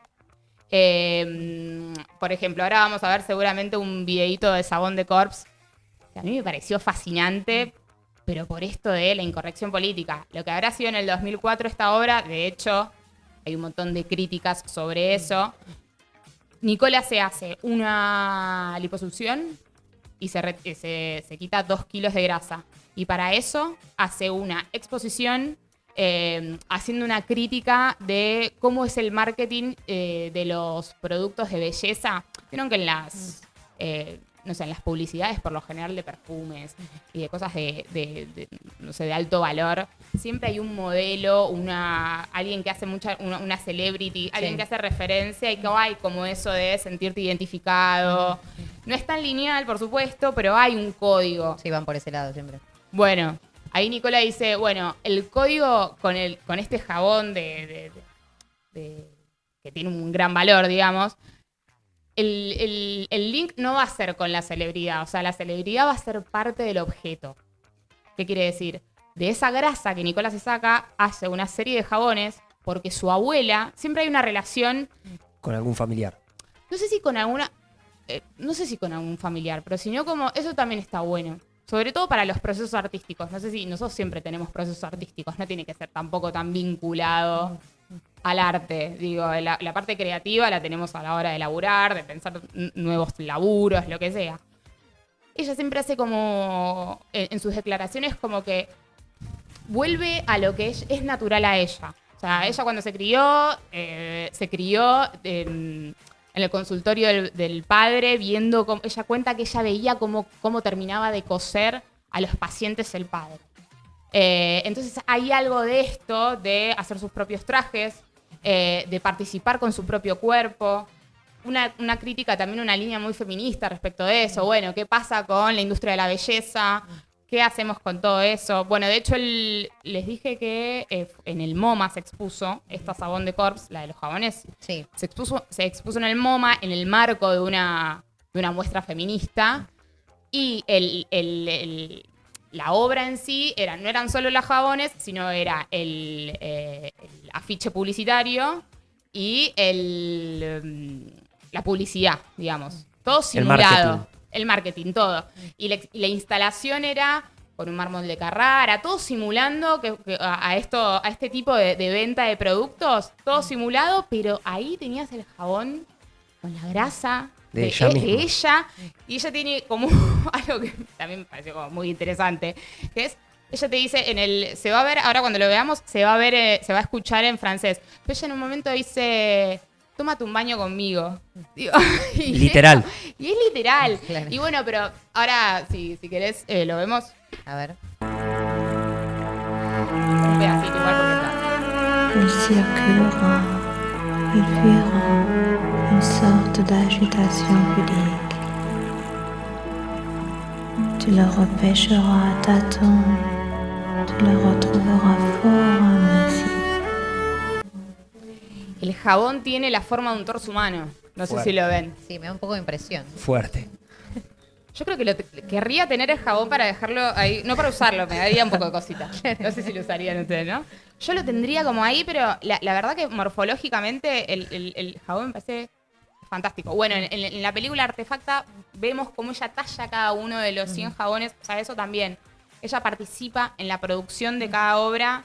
No es que, o sea, por supuesto hay obras que tienen más laburo que otras, o sea, más laburo, que comprometen más gente, más personas que otras, pero ella se la ve siempre tomando ahí como ¿Y la ella se delantera. hace la lipo para hacerse un jabón Sí. o después lo piensa? No, es parte de la obra. Es parte de la obra. Hay otra, todo esto se ve en la Artefacta, yo lo conocí a través de eso, también igual es esto, o sea, yo propongo ver un poquito de la película, si algo de esto interesa, y después cada uno hace sus propias conclusiones. Porque yo también dije, lo traigo acá paritarias a la mesa, qué sé yo. Y digo, está bueno que todas estas conclusiones las saquemos viendo, ¿no? Porque también a veces se ve como... Yo leí un montón de críticas de La Nación, sobre todo por el de Vita, ¿no? El de La Nación, de Clarín, de ciertos medios, y digo, bueno, pará. Está bien que sea polémica, pero bueno, veamos quién ¿no? ¿Quién hace la crítica? Pero ¿por dónde la atacaban así en líneas generales? Bueno, en este sabemos la referencia, ¿no? La referencia directa era como un tipo de banalización de cierto... Que a mí me parece súper interesante y no es capaz que es para tener un O sea, debate de la 2 corrían horas. por las prácticas nazistas, de nazis del... Los límites del arte, que yo creo que para mí está buenísimo el debate. ¿Hasta dónde se puede ser arte? ¿Con qué se puede ser arte? Sí, las referencias eran directas porque la verdad que después la propuesta cuando se la llevan al MoMA, y claro, estaba en el marco de una crítica feminista hacia eso. Primero hacia las cuestiones estéticas, a las cuestiones de marketing respecto de esos productos. O sea, había toda una línea, pero bueno, un poco provocadora, digamos. También se la corría por eso, como si se quería hacer un poco más conocida o hacerse notar en el circuito. Pero la verdad es que tuvo éxito. Y después, Lo vamos a buscar, a ver. Ahora Sí. me generaste interés. Sí, y después lo último como de ella como para tocar es ahí figura Tráiler 2010. De nuevo. Por eso me gusta rescatar esto y sobre todo por los tiempos, ¿no? Me hubiese gustado en la época de pleno feminismo no la trajeron en ningún debate, o sea, respecto de los feminismos que tuvieron esta búsqueda sobre referencias. A ella no la encontré, o capaz que no llamó mi atención en ese momento, también pudo haber pasado. Tráiler es un videoarte que también todo está colgado en internet, o sea, todo lo podemos ver de ella, que eso también me parece muy piola. Ella fue madre por inseminación artificial. Y bueno, sola atraviesa su maternidad. Y cuando ella queda embarazada, tiene este proyecto, este videoarte donde genera una figura humana articulada, tipo su doble. Ella tiene como un proceso de escultura que simula la piel humana, tiene muchos laburos con eso. En la artefacta se ve tipo un plano que es buenísimo, que es ella poniéndose un antifaz, como un antifaz así, donde le echan con los ojos abiertos, le echan como si fuese un yeso, no sé exactamente qué material es, para sacarle el molde, y así hacen toda una escala humana de ella, que es la que se ve en la placa rosa, ahí arriba. Ella lo que está asistiendo es a su doble, a tamaño real, el mismo color de ojos, pelo, todo. Pero ¿qué pasa? Ella ya estaba embarazada. El molde se lo saca sin estar embarazada. Entonces ahí empieza como una cuestión simbólica de ella atravesando todo ese embarazo con su doble, y vos en el tráiler la vemos acompañada, ella que está con la panza haciéndose un chequeo y está su doble sentada. Ella va a parir. No, es espectacular. Ella va a parir y está su doble está su doble en el sanatorio, parto. Sí, en el sanatorio, y luego tiene algo, el bebito está en la cama, por supuesto, como si fuese cine negro. O sea, es realmente cine negro. Todo muy oscura, la grabación, como viste, muy tenebroso. Y después es como que te das cuenta que ella se siente incómoda por esta figura, por su doble. Y hay como esta cuestión de matar al padre. Bueno, la tiene que matar. Porque el hijo ya está como... Viendo que... Ya está viendo ahí qué onda. Sí, como algo medio extraño. Y bueno, ahí vemos que encima reconocemos ahí que lo grabaron en Ciudad Universitaria seguro, porque le reconocí la FAU, obvio. Y bueno, a Nicola la termina, a la doble la termina como matando en esta cuestión simbólica de también cómo cambia el cuerpo de la mujer. Nicola dejó de ser una mujer... ahora tiene que afrontar la crianza de una persona, lo que fue su cambio corporal respecto de eso. Entonces hay toda una búsqueda sobre eso que a mí me parece súper interesante, y eso también está todo colgado en YouTube, así que lo podemos ver. Qué loco Buenos Aires, que te metes de casualidad en un lugar y terminás con una super historia. No, a mí eso es lo que más me flashó. Porque claro, yo iba a ver otra cosa, o sea, nada que ver.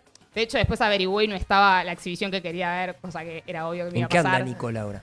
Bueno, ahora Nicola tiene en el Borges, está exhibiendo una escultura, Pero es eso que decía antes. Hay algo del lenguaje. Yo, eso, me gustaría como consultarle porque todo lo que vimos de ella es como medio como deep.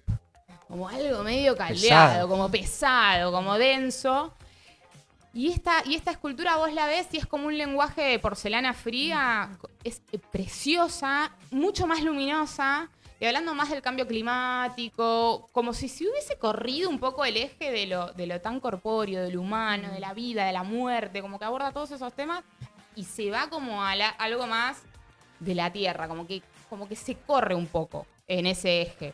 Pero bueno, eso es mi interpretación sobre eso. Todo lo podemos ver en el Borges, entrada gratuita. Está hasta fin de julio, así que este fin de semana habría que ir a verlo. Y bueno, si tenemos tiempo... Tenemos tiempo ¿Hay para tiempo, uno. ¿Hay tiempo Ramita? para una más? 5 más. Bueno, pasemos a uno de mis directores favoritos. A la 4. Bueno, igual en la 1 está el afiche de Clímax.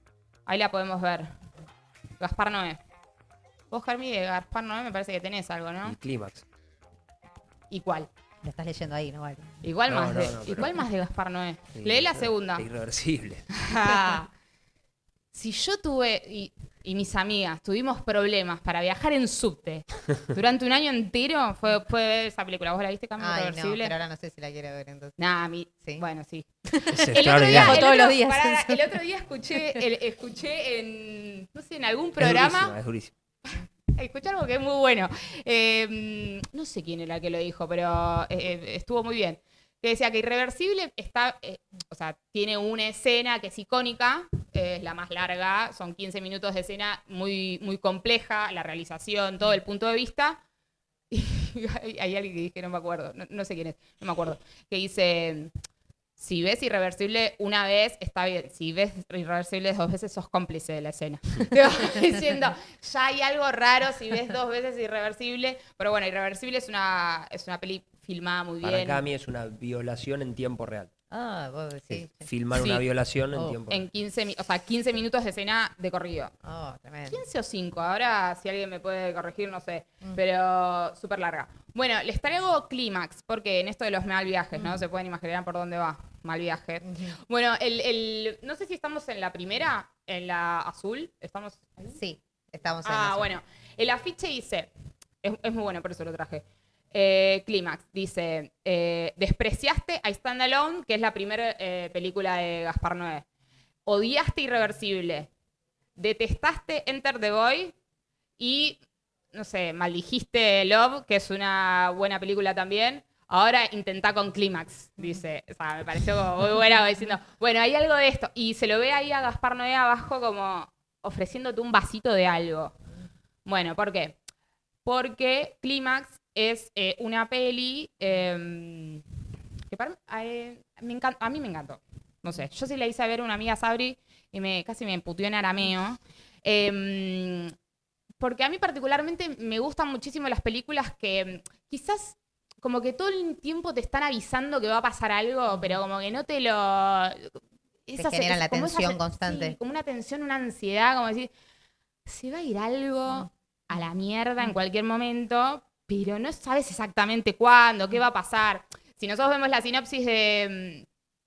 Ay, además estéticamente es buenísima. Ese plano de la sangría con, Sí. con el grupo lo armé yo, eso. Pero me pareció espectacular. Bueno, ¿cuál es el argumento de esta película? Hay un casting para un grupo de danza que la peli se divide en 2 actos. El primero es en la serie de casting, nosotros vemos una cámara quieta con una biblioteca que la vemos arriba. Sí. Ahí arriba se ve que traje algo que descubrí que es buenísimo. Ahí ven que hay como un zoom a Suspiria. Sí, Ajá. sí, sí. Porque es una de las referencias. Ahí nosotros podemos encontrar referencias que te va tirando Gaspar, mi amigo Gaspar, de las referencias estéticas de la verdad de su obra. Suspiria está dirigida por Darío Argento. Y bueno, me voy a adelantar, pero Darío Argento es el protagonista de una de sus últimas películas, que es Vortex, que no vi y no me atrevo a ver. porque se trata de dos ancianos que uno tiene Alzheimer y el otro tiene problemas de corazón. No, deja. No, claro. Y de Gaspar Noé. ¿Qué? Ya No. está. Ya Me muero. suficiente. Me muero. Bueno, pero esa la podemos ver. Me parece que está, no sé si está en HBO o en alguna de las plataformas está. Lamentablemente Clímax la sacaron de Netflix. No la podemos encontrar, pero sí la encontramos en Cuevana, en Stremio, seguramente la encontramos. Bueno, y se trata de un grupo de bailarines y toda la peli es, el primer acto es el casting, donde ellos se van presentando. Salvo dos de como un cast de 16, son actores. El resto son todos bailarines. O sea, ese es un primer... La película no tiene guión. No está guionada. O sea, él tiene una idea que está, en teoría está basada en hechos reales. La basada en hechos reales es un grupo de gente que mezcló éxtasis en sangría y se dio vuelta. O sea, esa es la referencia. Pero bueno, pasa eso. De repente están pasando las coreografías, como que es el cierre de lo que es previo a dar a salir con los shows. Entonces hacen un cierre en una escuela abandonada. Y pasan las coreografías, qué sé yo. Bueno, LSD en una sangría y la cosa se pone complicada. Si tenemos tiempo, vemos unos segunditos del video.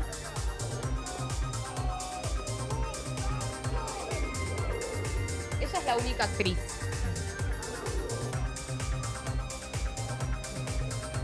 Bueno, la peli ahí la vamos a ver, pero hablo encima si... Le pegó bien. ¿No? Es fantástica. Primero... No. Primero, la banda de sonido, que es Daft Punk, Modorer, que no me acuerdo cómo se llama. Giorgio Modorer. Bueno, la banda de sonido. Ahí dejé en la plaquita un código QR para ir a la playlist de Spotify para que la podamos escuchar. Es buenísima. A nivel estético es fantástica. Y bueno, si quieren, no sé, un día de lluvia de estos horribles que hay. Para mí es un peliculón. Mal viaje. Un mal viaje tremendo, pero está bueno. O sea, qué de los que se disfrutan. ¿Con qué se acompaña un mal viaje? Es amplia la pregunta. Digo, si voy a ver esta película, ¿con qué la acompaño? Y bueno, no sé, ¿sangría? Capaz. Fíjate lo que le pones. Gracias, Rochi. No, chao, chicos.